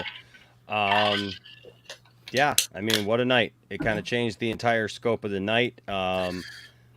You know, I had this whole thing planned regarding Batman Gate. Oh my god. Well, that could be a whole stream unto itself, to be Well, honest. that was Yeah. supposed. Yeah, Yeah. I could have done a whole stream. I was gonna add some other little things, you know, like people talking about still Henry Cavill possibly going to the MCU.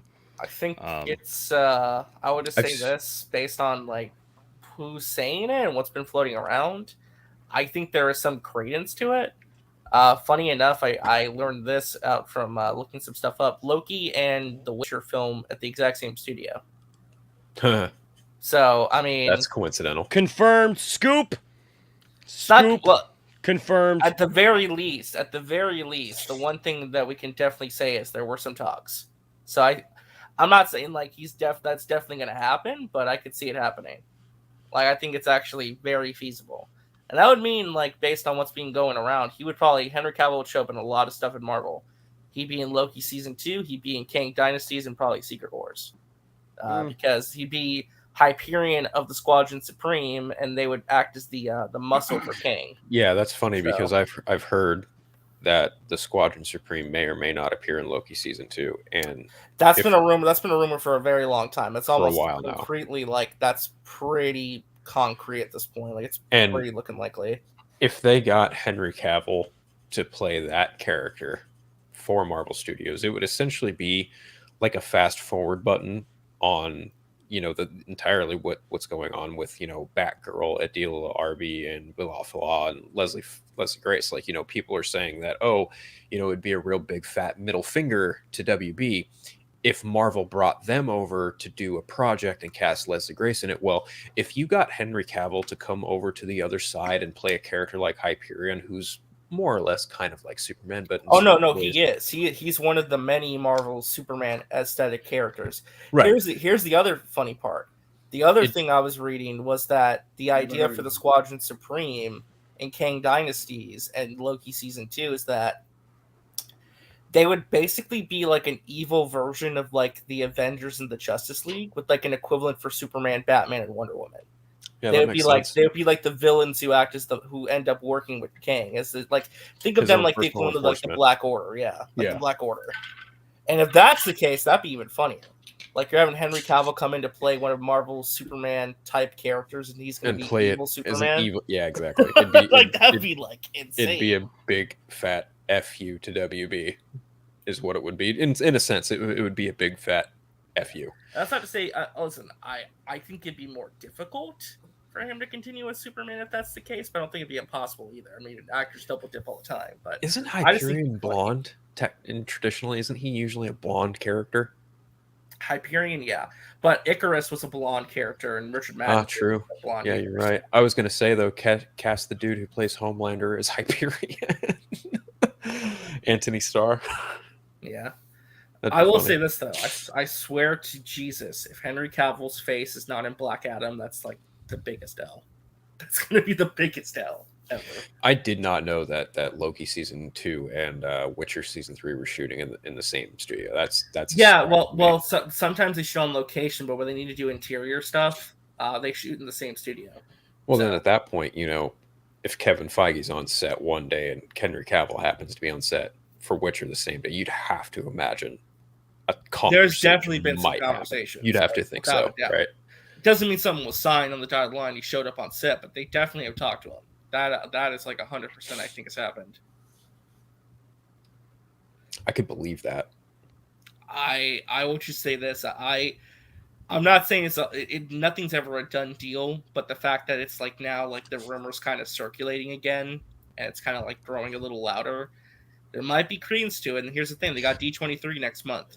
Well, also, you know, they're not locking actors into long-term contracts anymore, and Henry Cavill wanted something like was kind of with his old Superman contract, and you'd have to imagine now that Warner Brothers... Hyperion wouldn't be a character they use for like 10 years. Exactly. It'd be like maybe 3 or 4 projects in the next couple of years. That'd be it. It'd be done. Yeah. Like I said, he would be in Loki season 2, Avengers, Kang Dynasties, and Secret Wars, and that'd probably be it. So I have no idea what y'all talking about, but I'm there. Marvel We're, stuff. we're talking about the possibility. Everybody's talking about the possibility now of Henry Cavill going over to Marvel. There's some strong rumors and reports saying Henry Cavill is going to play Hyperion in Loki season 2. Okay, I wouldn't be surprised if he would do it or not, depending on how the money is looking. Henry Cavill trying to get paid, man. He ain't worried about no characters. If he ain't gonna get paid, he ain't gonna do nothing. Netflix is paying him for Witcher. He wants to get paid. That's what he out for. So he out for the money. Well, Netflix has the capital to pay him for that role and how much he brought it to life, right. too. Right. But what I'm saying in general, is like, for instance, I'm just saying hypothetically, he playing Superman right now. I mean, he plays Superman, but at this particular time, I'm just talking about the old regime. They was having contract troubles, trying to find out, what they gonna pay him, what he's worth, what he gonna do. They having that. That's why Miss Garcia was trying to get deals with Warner Brothers. He ain't gonna keep on dealing with that shit. Well, maybe they might do it now because of the new regime, but the old regime, they was having problems. So we don't know what's going on now with that. But if Marvel gives him the right money at the right price for him to play this character, then that's great. I wouldn't be surprised if Henry do it. It's all about the money with him. He want that money. I'm not mad at it. Get your money. So. Yeah, I mean, I don't know. I really don't have a I don't have a feeling. I don't have a feeling on it either way, to be honest with you. I feel like if that happens, we're probably not going to see him back as Superman. You think so? I don't know. Like I'm like 50-50 on that because I feel like you can double dip. It might make a schedule more busy. Listen, I think that there's only for 3 projects. Hold on though. I let you talk and go on and on and on, and I didn't say anything, so I'm just. It's his show. Let the man speak. Yeah, geez, for God's sake, man. No, I'm just teasing with you. Listen, there are absolutely. We'll talk about that picture again in a second. There are absolutely some characters and some actors who can go back and forth between different characters, right? Because they're just that. They're just that. They're just characters, right? They're just, hey, you see somebody as for example, what's his name? Who played James Gordon? And he's J. Jonah Jameson. Yeah, J.K. Simmons. J.K. Simmons, right? Also, we just had Jared Leto. Yeah, right. But here's the thing: you can look at J.K. Simmons, and he fits the role of J. Jonah Jameson, doesn't he? I mean, he is. He's iconic, me. That's what I'm saying. To me, and J.K. Simmons. Oh yeah, and a couple generations worth of people, he is. Jonah Jameson. J. Jonah Jameson, right? Because he looks like he's straight from the comics. Right. But in the same token, when you saw him as Commissioner Gordon, it works and it fits. And you can see him as both roles, and it doesn't do me any harm either way as a fan. Idris Elba, also a great point there, Jade.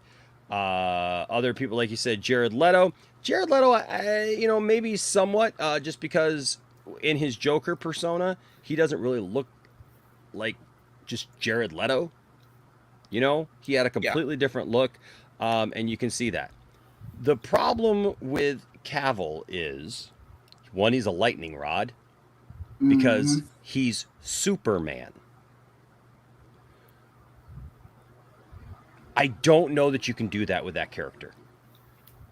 I don't know that you can send somebody back and forth between Marvel and DC. I know on a business aspect, and I know that William is probably somewhere right now, grinding his teeth, saying, from a business standpoint, they can do whatever they want to. Absolutely.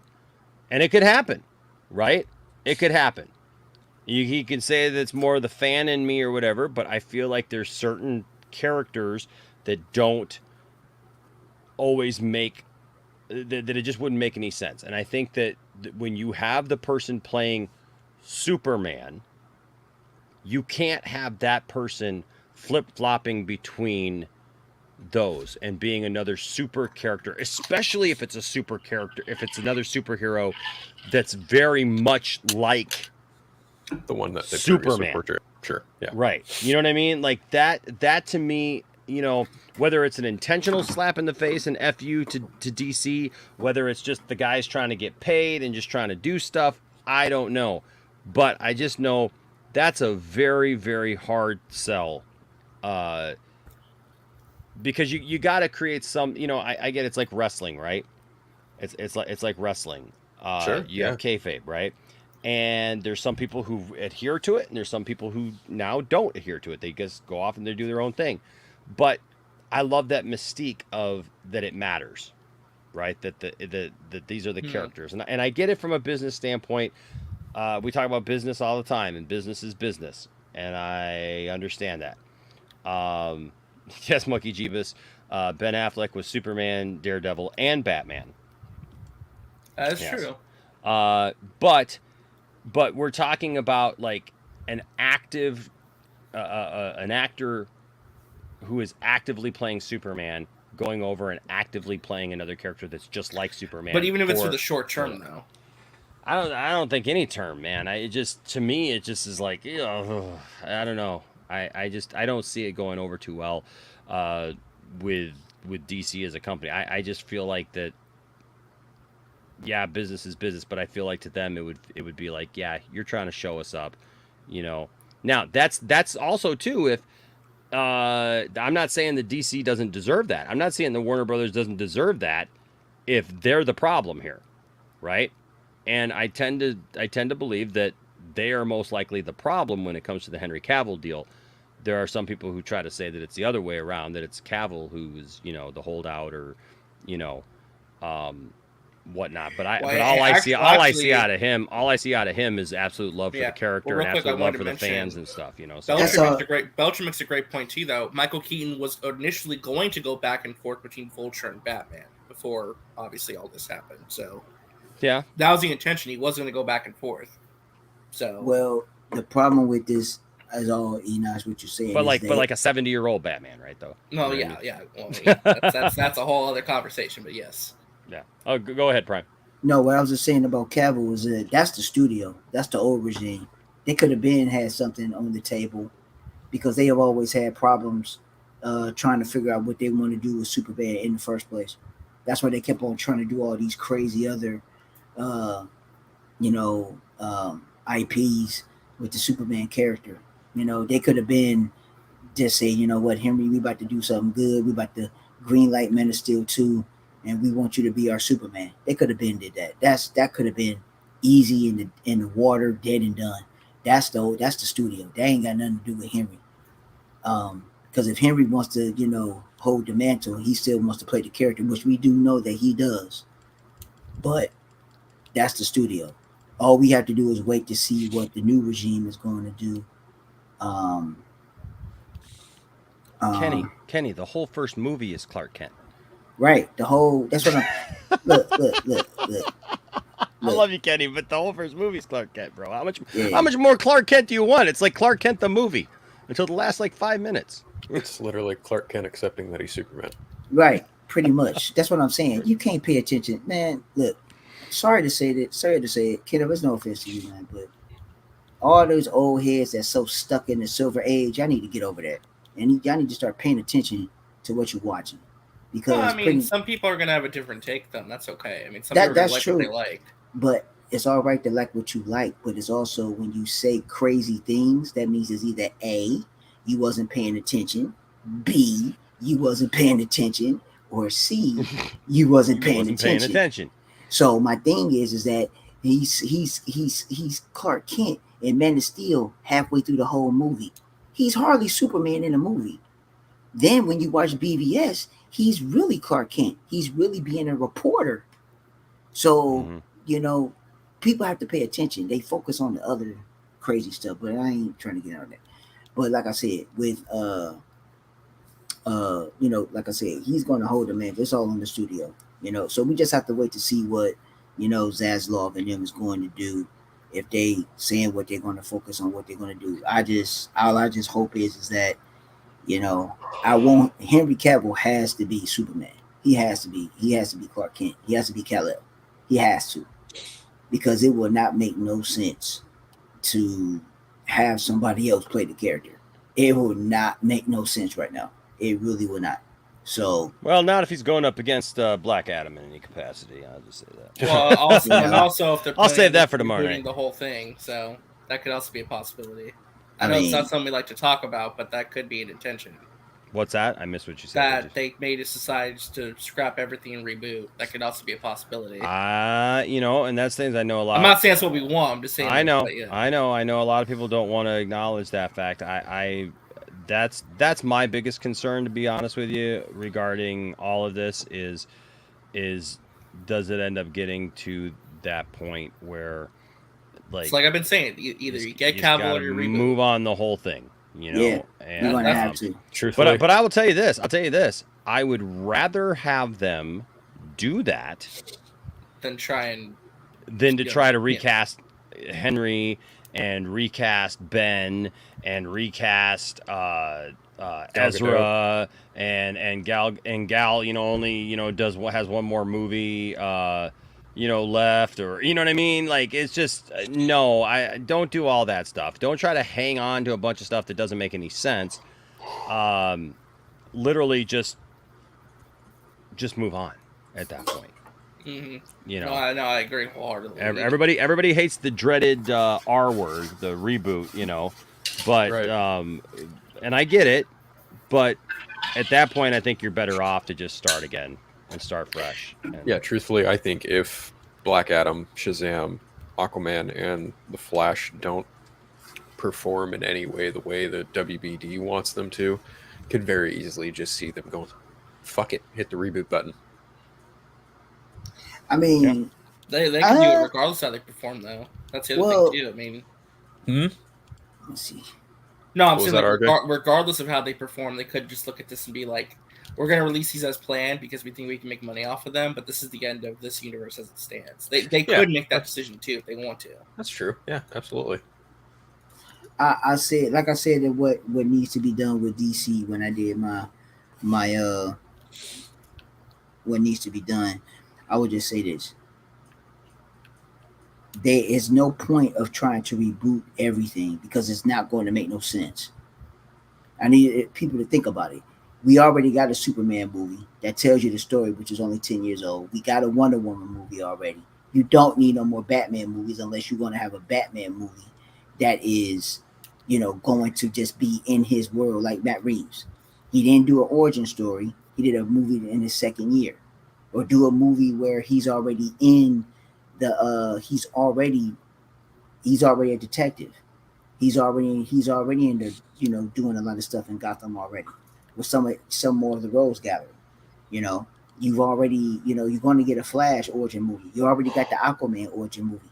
So it's really no point of doing a reboot, because if you do a reboot, you got to recast everybody. And Jason Momoa is your moneymaker. Gal Gadot is your moneymaker.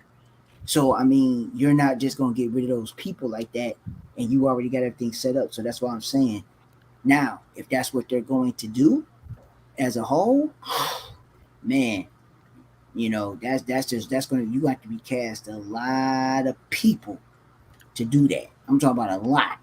So they need to just stick to something and then go from, you know, then go from there, or just calibrate it. You don't have to reboot it, because rebooting means you got to get rid of everybody, and that's going to be the problem. That's why I said, you know, I'm not going to get all into it. All I just say is that it will not make sense for you to redo another origin story for Superman, to do another origin story for Wonder Woman. It ain't no point of doing another origin story for Batman, because what you got like four. We got one, two. Well, I don't necessarily do origin stories either, though. You could just jump right into them as established heroes too. Right. I think with Superman, you could start with Superman, and just you could tell his backstory through flashbacks. I mean, you could do that, but, you know, then at the same time, kind of establish who this guy is, who this Superman is, where he's coming from, who his family was, who, you know, how did he get his, you know, his morals, his, you know, who he is, and you know, and then move on from there. And you know, I mean, we've seen kind of that happen with Ben Affleck's Batman, where you just jump into it. Same with Robert Pattinson's. Yeah. That's what I just said. Matt Reeves did it in his second year. That's why I say it's from the set. But did Matt Reeves do it, or was it written by somebody else? He really did Batman in his second year. He really did Batman in his second year. So we'll be talking about that, by the way, tomorrow night on the Point Extra Line, unless some other crazy thing happens and totally like because I got to share I got to say this. Chris reached out to me on August 1st, Chris Wozniak, and I had no idea. That surprised me. I have no idea. I had no idea who he was. Had no idea what there was. But it just asked me the question. Like Is he related to Steve Wozniak by any chance? I don't know.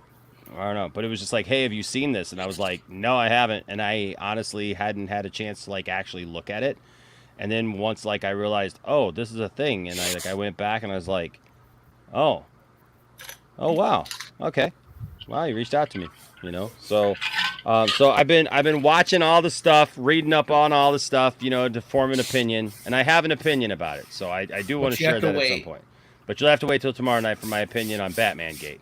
But what the hell is this? I think that's fan art. I think it's fan art.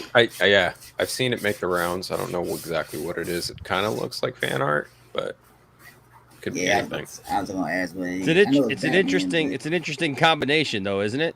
Yeah. It's like all the Batmans rolled into one costume. I think that's the idea of the fan art. With like some sunglasses on. I think it was meant to be like I think that's meant to be the Justice League goggle things. I don't know. Oh, they don't look anything like he's got the Justice League cowl, but not the Justice League goggles. And it's definitely the Keaton emblem. Yep. That's Batman Returns emblem there. It looks like that costume. Barry, what have you done?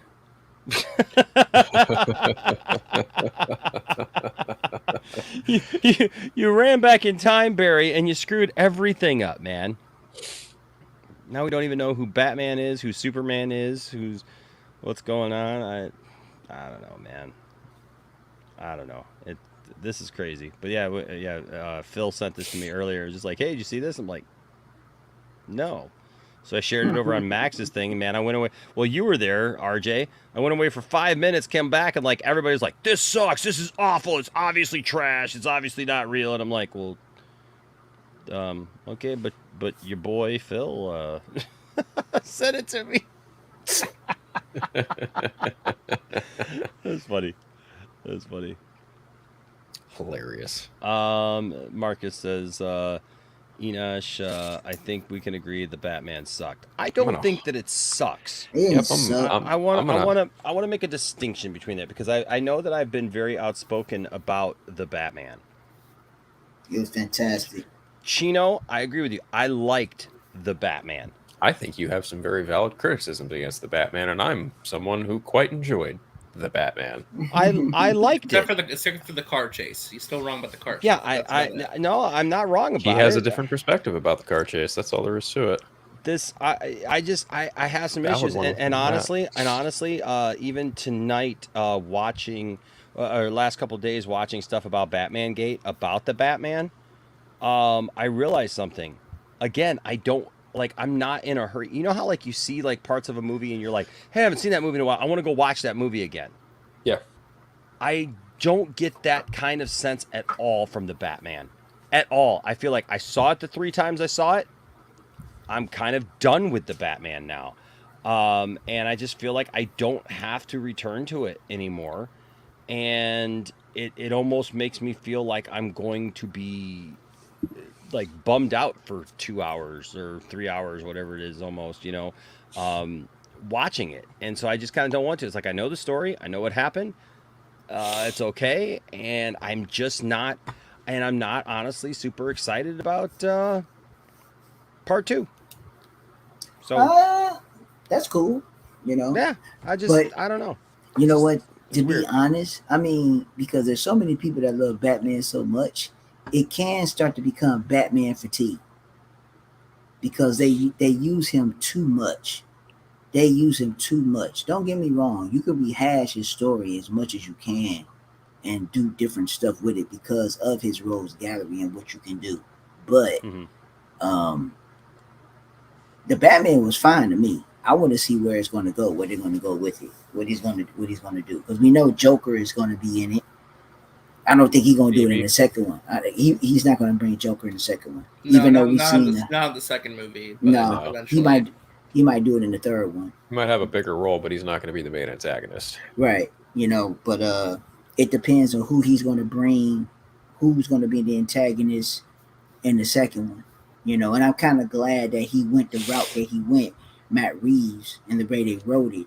Because everybody was like, well, that's not they combined Calendar Man and Riddler together, if you want to get technical. So, but I like that element. But depending on what they're going to do. We're going to name Enosh's review of the Batman. He's just not that into you. You're a good guy. I just want to be friends with the Batman.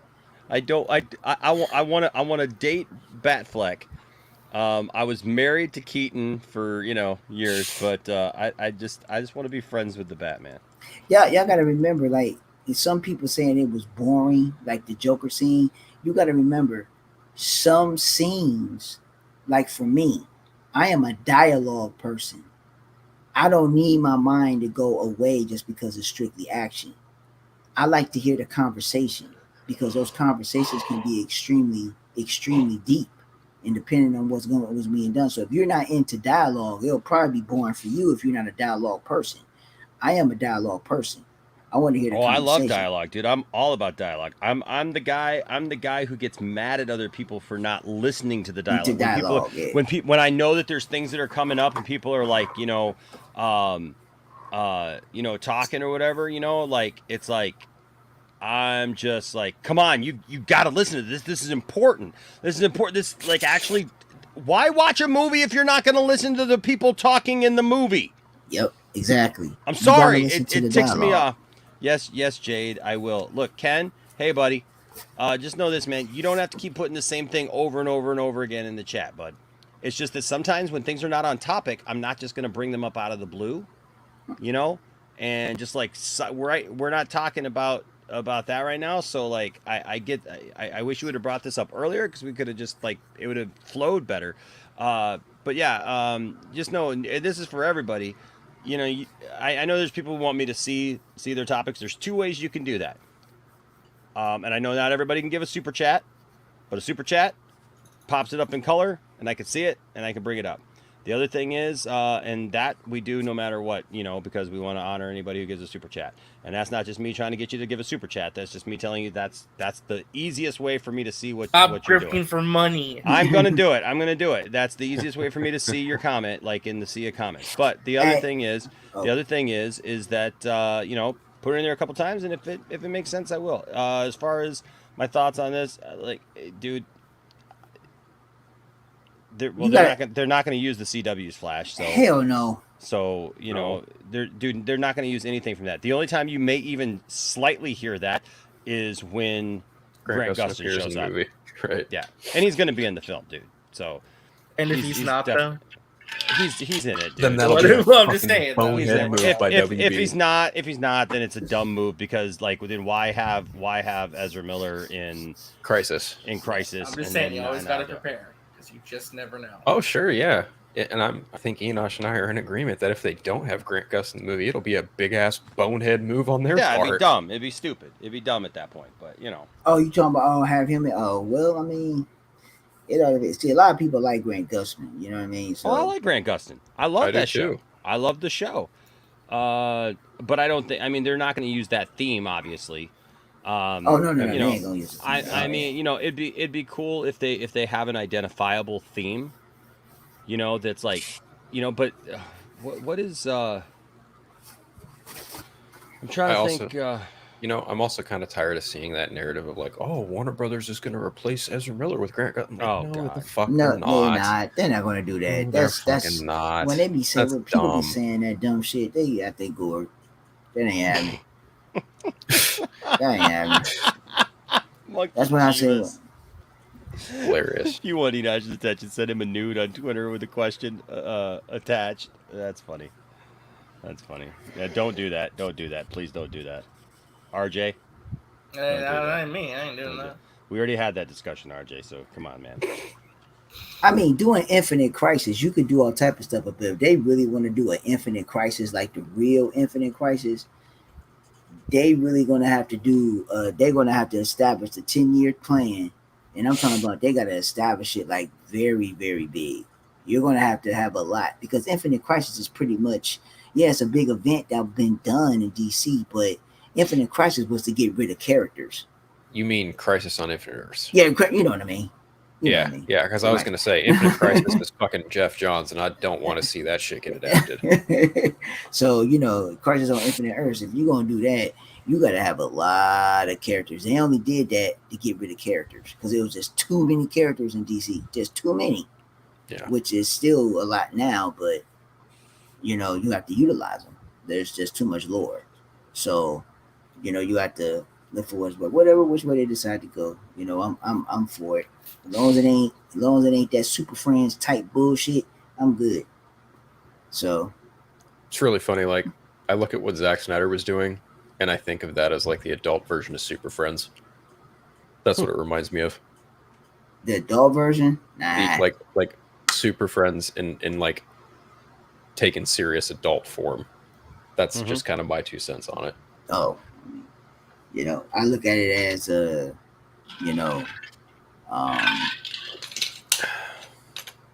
I would say it's like the different version of you talking about Justice League or just period?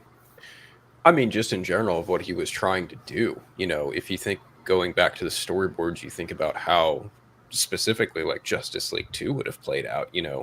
Lex Luthor assembling his own version of the Legion of Doom is very much in line. It's just the whole general idea of it. Like, Lex Luthor assembling his own Legion of Doom to combat the League members is very Super Friends to me in some regard, but it's very, his tonality, the way his perception of superheroes as a whole was very mature and adult. And I really wish it would have happened because I would have loved to see like Lex Luthor in a purple suit next to like Dr. Poison and Black Manta and like, Can you imagine? Can you imagine? Right, because so many people bitch and whine about Jesse Eisenberg's Lex Luthor. He's not Lex Luthor. He's not a businessman. He's not cold and calculating. I'm just like, he's fucking smart. He's the only one of the Lex Luthors in live action actually kills Superman. Get the fuck out of here. Yeah, and people. I just didn't like the performance, to be honest. But I would have been. I mean, that's fine. I would have been willing to have seen more of him if I with the promise that he was going to be something else later. I would have kept an open mind. But I get not liking the performance, absolutely, but to just outright just plant your flag in the ground and be like, that's not my Lex Luthor. Okay, fine. What the fuck ever? Go cry in a corner. Boo-hoo. Your Lex Luthor is fucking Gene Hackman or Kevin Spacey. Take your fucking pick. That's like the Silver Age. Well, I'll take Michael Rosenbaum. And to me, Michael Rosenbaum has been the best version, the most fleshed out Lex Luthor we've ever gotten. But I will say number 2 for me is Jesse Eisenberg. Yep. And look, man, I'm a old school kid, man. I loved Gene Hackman, but that's not really the Lex Luthor. That's crazy zany Lex Luthor who's doing land schemes, okay? Like that's not what Lex Luthor should be about. Like, you know what I mean? Like Lex Luthor, and especially when they brought it back for Superman Returns, dumb. That's the dumbest. I'm sorry. That should go down in history. Regardless of what you think about Superman Returns, it should go down in history. And yes, you know what? Maybe I'm revving up a little bit here, okay? Maybe it's time for one of Enosh's classic rants, because I am sorry to point out to people that has got to be the worst motivation to take actually what Gene Hackman's was back in the day, that it actually at least made sense that he was getting rid of part of California because it was all desert land back there that already existed. He actually went through the process of buying the land that nobody wanted in the middle of the desert, and then used a real world thing like the fault line in California. Yep. And went through the process of actually figuring out to detonate a missile, a nuclear bomb in the right place. Remember, he said a precise hit to the right place would cause a chain reaction. And dude, showing how smart he is. It's not just a land deal. It's literally he bought up half of California so that he could then profit off of it. At least it makes sense. Now you skip to Superman Returns, where it's like, it has enough problems of its own, and you could use Kevin Spacey, who at the time at least looked like a great Lex Luthor. Yeah. Okay, he looked the part, but for God's sake, oh yeah, I'm going to blow up most of the Americas and replace it with barren kryptonite rock looking nonsense, and people will pay me top dollar after I've killed billions.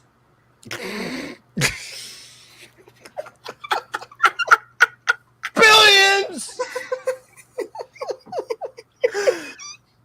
of people, and have this weird, crazy looking like map that like everything looks like absolutely like garbage. And that'll work, and people will be just fine with it. I won't go back to prison. Nobody will hold me accountable for it. Wrong!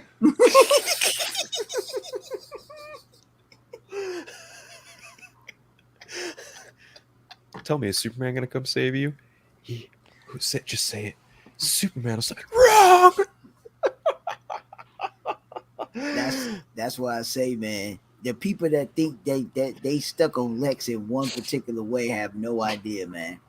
That's why I say, look, people think they know. People, they so used to one particular Lex. That means they don't read the comics, man, at all. And Jeffrey Eisenberg did the right. It was the actual right Lex Luthor. This right here, the minigun was awesome. Oh yeah, that part was sweet. That was sweet. Also, the airplane scene was pretty decent. I like that. There's a couple other things that like they do really, really well in the movie. But overall, it's just a lot of missed. Overall, it's just a missed opportunity. And look, and it's not Brandon Routh's fault. It's not. Yeah. It's not Brandon Routh's fault. That doesn't lie at his feet. And you know what? Brandon Routh did play a good Superman. I'm not going to take that away from him. Brandon Routh did play a good Superman, even though it was like a mirror of Christopher Reeve. But he did play a good Superman. It was almost like a caricature of Christopher Reeve. But yeah, I would. If you're pretty partial to Hackman and Rosenbaum, and I completely respect that as an animation guy. I think I'll always give the top crown to Clancy Brown. Oh yeah, Clancy Brown. Like that. Can I ask you guys a question? Can I? Sure. Because I saw a video on Clancy Brown's character this last week. Can somebody just finally answer the question? Is he black or white? Who? Clancy Brown? No. His Lex Luthor. Oh. You know what? That part it's really very bothered vague. me. It can be interpreted as either way. The way he's drawn and designed. I mean, Clancy Brown. I can't. Well, no. We know the actor Clancy Brown's white. It's the character. Tan skin white man, maybe. I don't know. Hold on. The only Lex Luthor that's black is the one that's in Superman and Lois. Hold on. But at least they told. I feel like.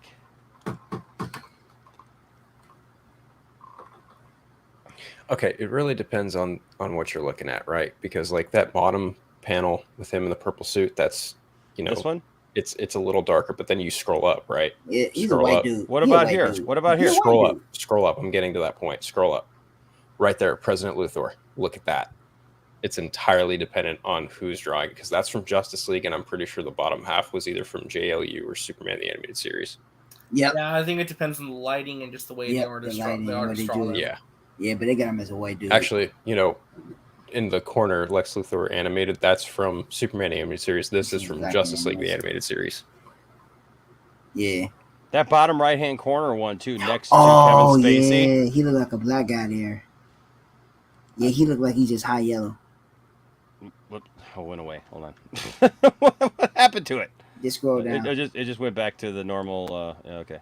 Yeah, it depends on who's drawing it and who's coloring it and who's really doing the animation. But you know, these are from the newer ones where it's like, you know, I'm just saying from the.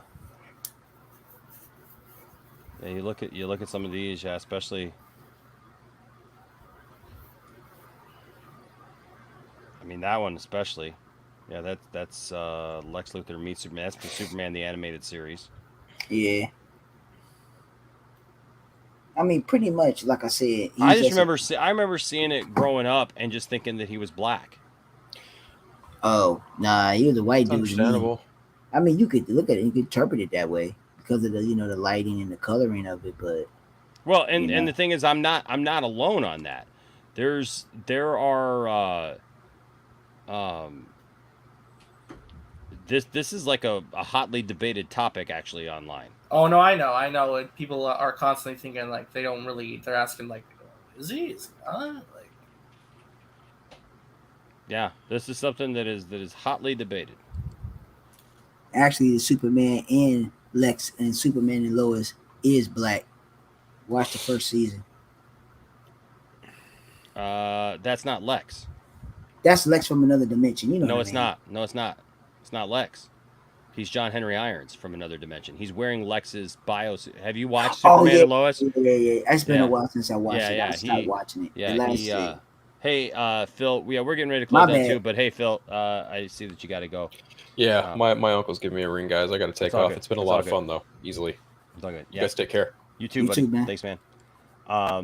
Yeah, no, this is one of those funny things. I literally just watched a video on this, from a black person, and they were just like, I always thought that he was black. And it's like there's people who have thought that he was black and found out that he's supposed to be white, and then there's people who have thought that he was white, and then they end up looking at it and going, well, I don't know, is he? Like, I don't know. It's a weird.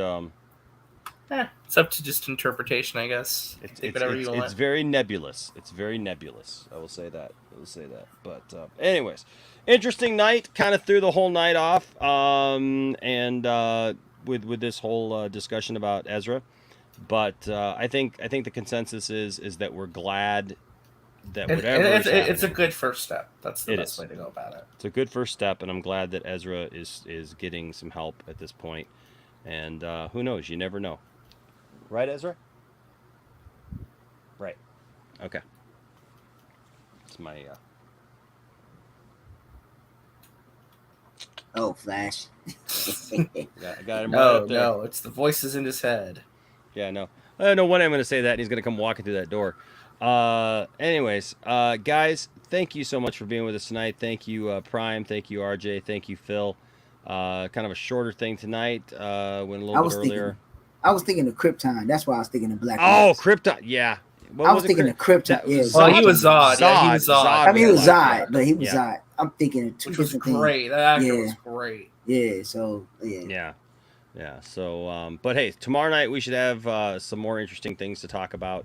Hopefully we get to hopefully nothing else crazy happens between now and then, so I can actually get to my take on Batman Gate, or I might have to just make like a supplemental video for that. But I guess I'll figure it out what it is.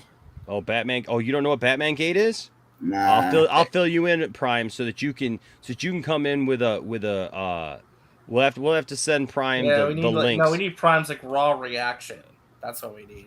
I don't know. Yeah, but we ain't gonna watch that guy's videos live. Like, we're not gonna watch a half hour's worth of videos live. Okay, so the thing is, the gist of it is this, Prime. Chris Wozniak, who was is he a penciler? He used to work for DC Comics. He used to work for DC Comics. Okay. In the 90s. Yeah, in the 90s. He sent an email to what's the guy's name now? I'm drawing. Michael Uslan. Who's been the producer of Batman since the first movie. Yes. Okay. With the 89 movie. Back in the 90s. Yeah. Giving him his outline for a Batman movie that dealt with the Riddler being a killer kind of, mass killer kind of guy with some different points here and there that happen and whatnot as the movie progresses. He is now claiming that Warner Brothers and DC stole his idea for the Batman.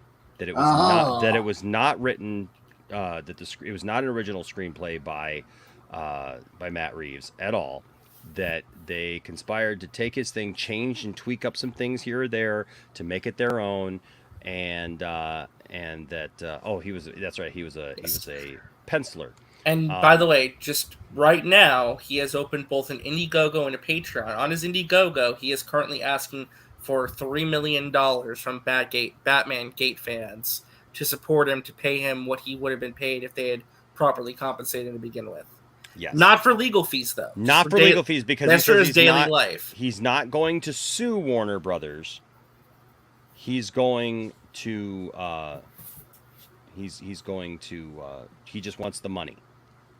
You know what? With you saying that, I would not be surprised if they did that. Because I'm going to tell you why. Quick synopsis. Because this is not the first time that Warner Brothers had an allegation of them taking somebody else's script. Oh, yeah. Yeah. Yeah. Because recently, Aaron Michaels got his script. Because when he did the New Gods. Yeah. Would you think that Gotham being in a state of chaos is a unique idea? What about Jim Gordon being the last honest cop in Gotham? What about the Batman and Jim Gordon having to work together and put their detective skills together to solve whatever crime mystery that it was in the movie? I mean, that was yeah. That's every Batman story. Yeah, that's literally every Batman story. But, right, he's. I was talking to my son tonight, getting him home from work, and I was like, "Hey, Landon, so if I told you that Gotham was in chaos, what would you think?" And he's like, "When is it not in chaos? Isn't that the whole point that they need Batman?" Well, Chris Wozniak is saying that those are completely his unique ideas that no one else in the world could ever come up with. And that it's unfathomable that they could come up with, that anybody else could have come up with those ideas. It's unfathomable. Because like I said, they got a point, because they put Riddler and Calendar Man together. They literally put Calendar Man and Riddler together. That makes a lot of sense. You know? Well, they used a lot of I mean, listen, they cited a couple comic books. It was 0 Year by Scott Snyder. Yep. It was Long Halloween, and it was I think some of the works of Darwin Cook. They were very. Matt Reeves was very transparent about what he took as inspiration. He made literally he was promoting those comic books, saying, "Please go read these books. They're what I drew my inspiration from. Go read the source material." Mm-hmm. He was very open about that, being you guys need to read these books.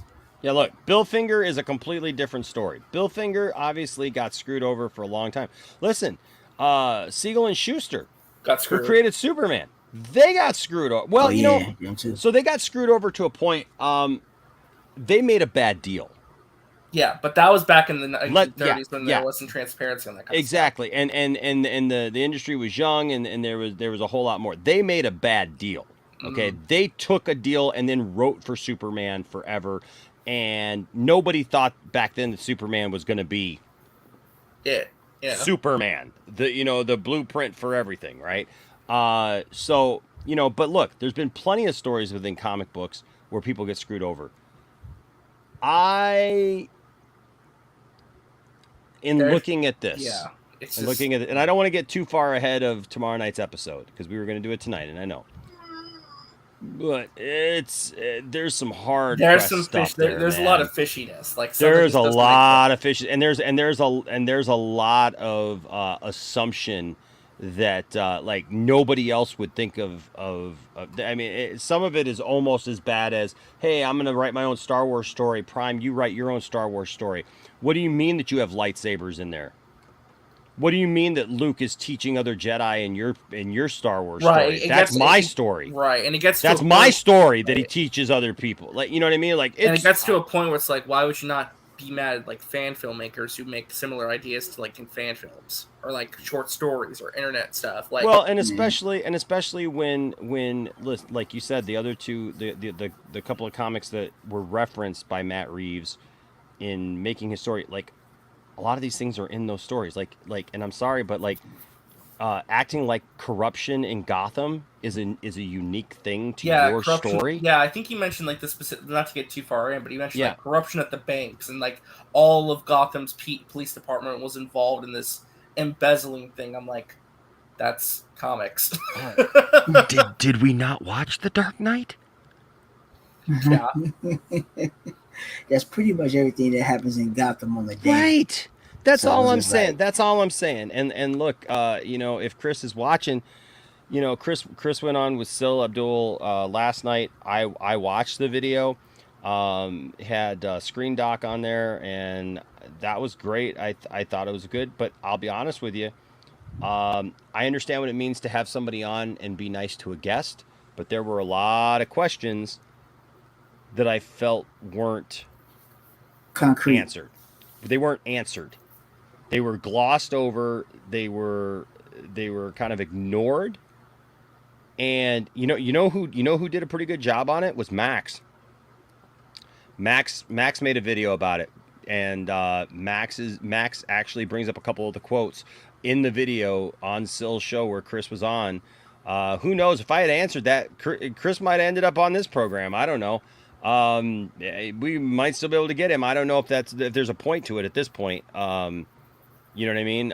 With what he shared, he's got his own YouTube channel now where you can see his videos. I'll send you his videos for you to take a look at. It's about 20 minutes worth of videos or so. I'll watch it. And I'd love to hear your take on it when we come back together for that video then, because it's a lot. It's a lot. It's interesting. There's some points where I go, okay, that sounds like a unique kind of thing. And then there's other points where I'm just like, come on, man. Like, that's every Batman story. And again, it's just like, there's just stuff that doesn't add up to you. And I think the Indiegogo thing especially was very troubling.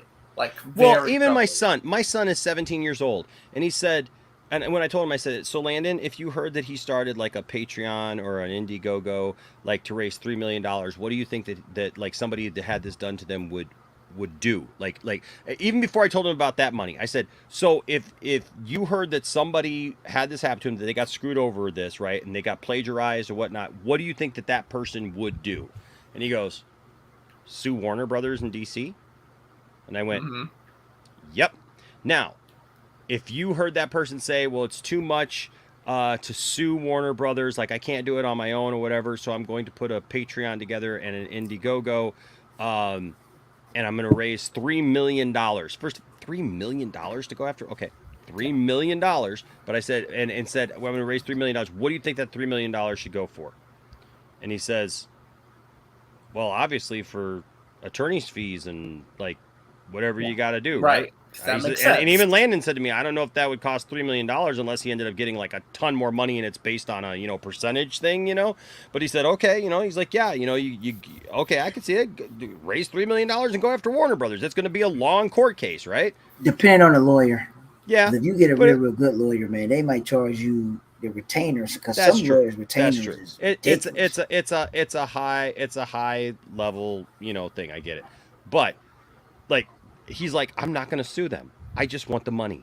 Just give me the money that I would have. I want the fans to pay for the money that I would have gotten if they the money that I would have gotten if they had used my thing. So guys, I guess I could say that I did something like that too, and so y'all should pay me too, because I'll just go back and like find old Superman scripts and stuff and be like, hey, they pulled this idea for me because I used to play with this with my Superman action figure when I did be like, in mine, Superman does this. I don't know. We'll talk about it tomorrow night here in the Poindexter Lounge, folks. Go follow this guy, Prime the Godfather. I've kind of finding him there at Prime 76. You got anything you're working on right now, Prime? No. Not really. No. But you got that one video out, right, about what you would do, who you would put in or whatever? No, how I would run DC. How I would run DC Comics and DC Studios right now. All right. Yeah. All right, so go check out Prime. Also, RJ, you got anything you're working on right now? Yeah, I mean, earlier tonight. Too bad. No, no, it's not. No, earlier tonight I did a stream talking about the. I wish I had that drop. I'm gonna tell you right now, we don't care. Then you'd be stealing from Nicotina. Come on. Can't steal from Nicotina. No, but I just got back from a stream where we talked about the first social media reactions to She-Hulk. I'll be doing a live stream review of the first episode and breakdown Thursday afternoon. So be on the lookout for that. All right. And RJ, you got to get a cool hat, bro. Just saying. You gotta get a cool hat, bro. I got a couple hats. Yeah, but do you have this hat? No, not that specific hat. No. You just ain't cool. Where would I procure that hat then? Where would I get that hat? Well, I can't tell you where to get the hat. Only the cool cats know where the hat is, bro. If you can't find the hat, it's not my fault. The cool cats have the hat. You talk about Nicotina. Nicotina has the hat. Just saying. Nicotina has the hat. I got two. Me and Prime got the hat.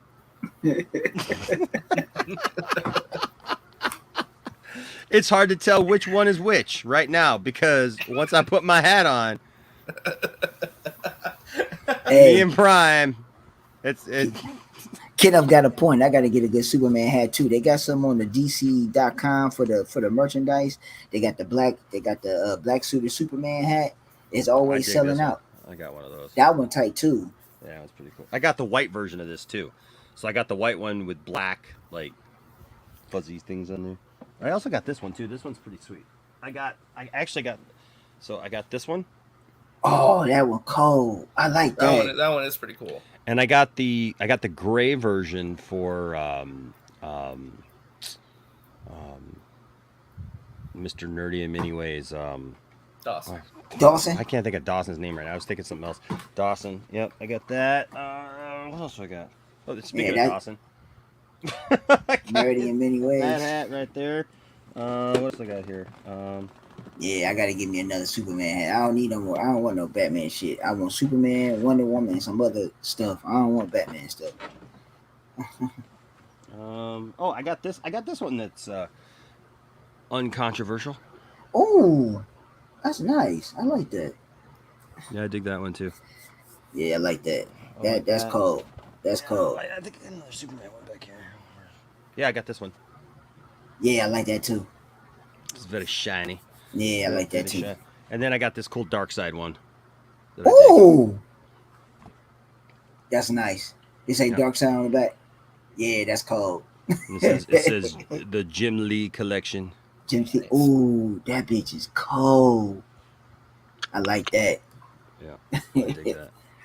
All right, Enosh, man. All right, guys. You would do. We will check you all later. Everybody, stay cool. We'll see you all tomorrow night at the regularly scheduled. Yeah, send me those videos, man. Just send them to me. I certainly will. You guys, peace out. Love you. Thanks, RJ. We'll talk to you all later. Don't let anybody tell you that your fandom doesn't matter. Don't tell anybody that their fandom doesn't matter. Seek to have good conversations. And if you do that, there'll always be a place for you here in the Poindexter Lounge. Until next time, bye-bye.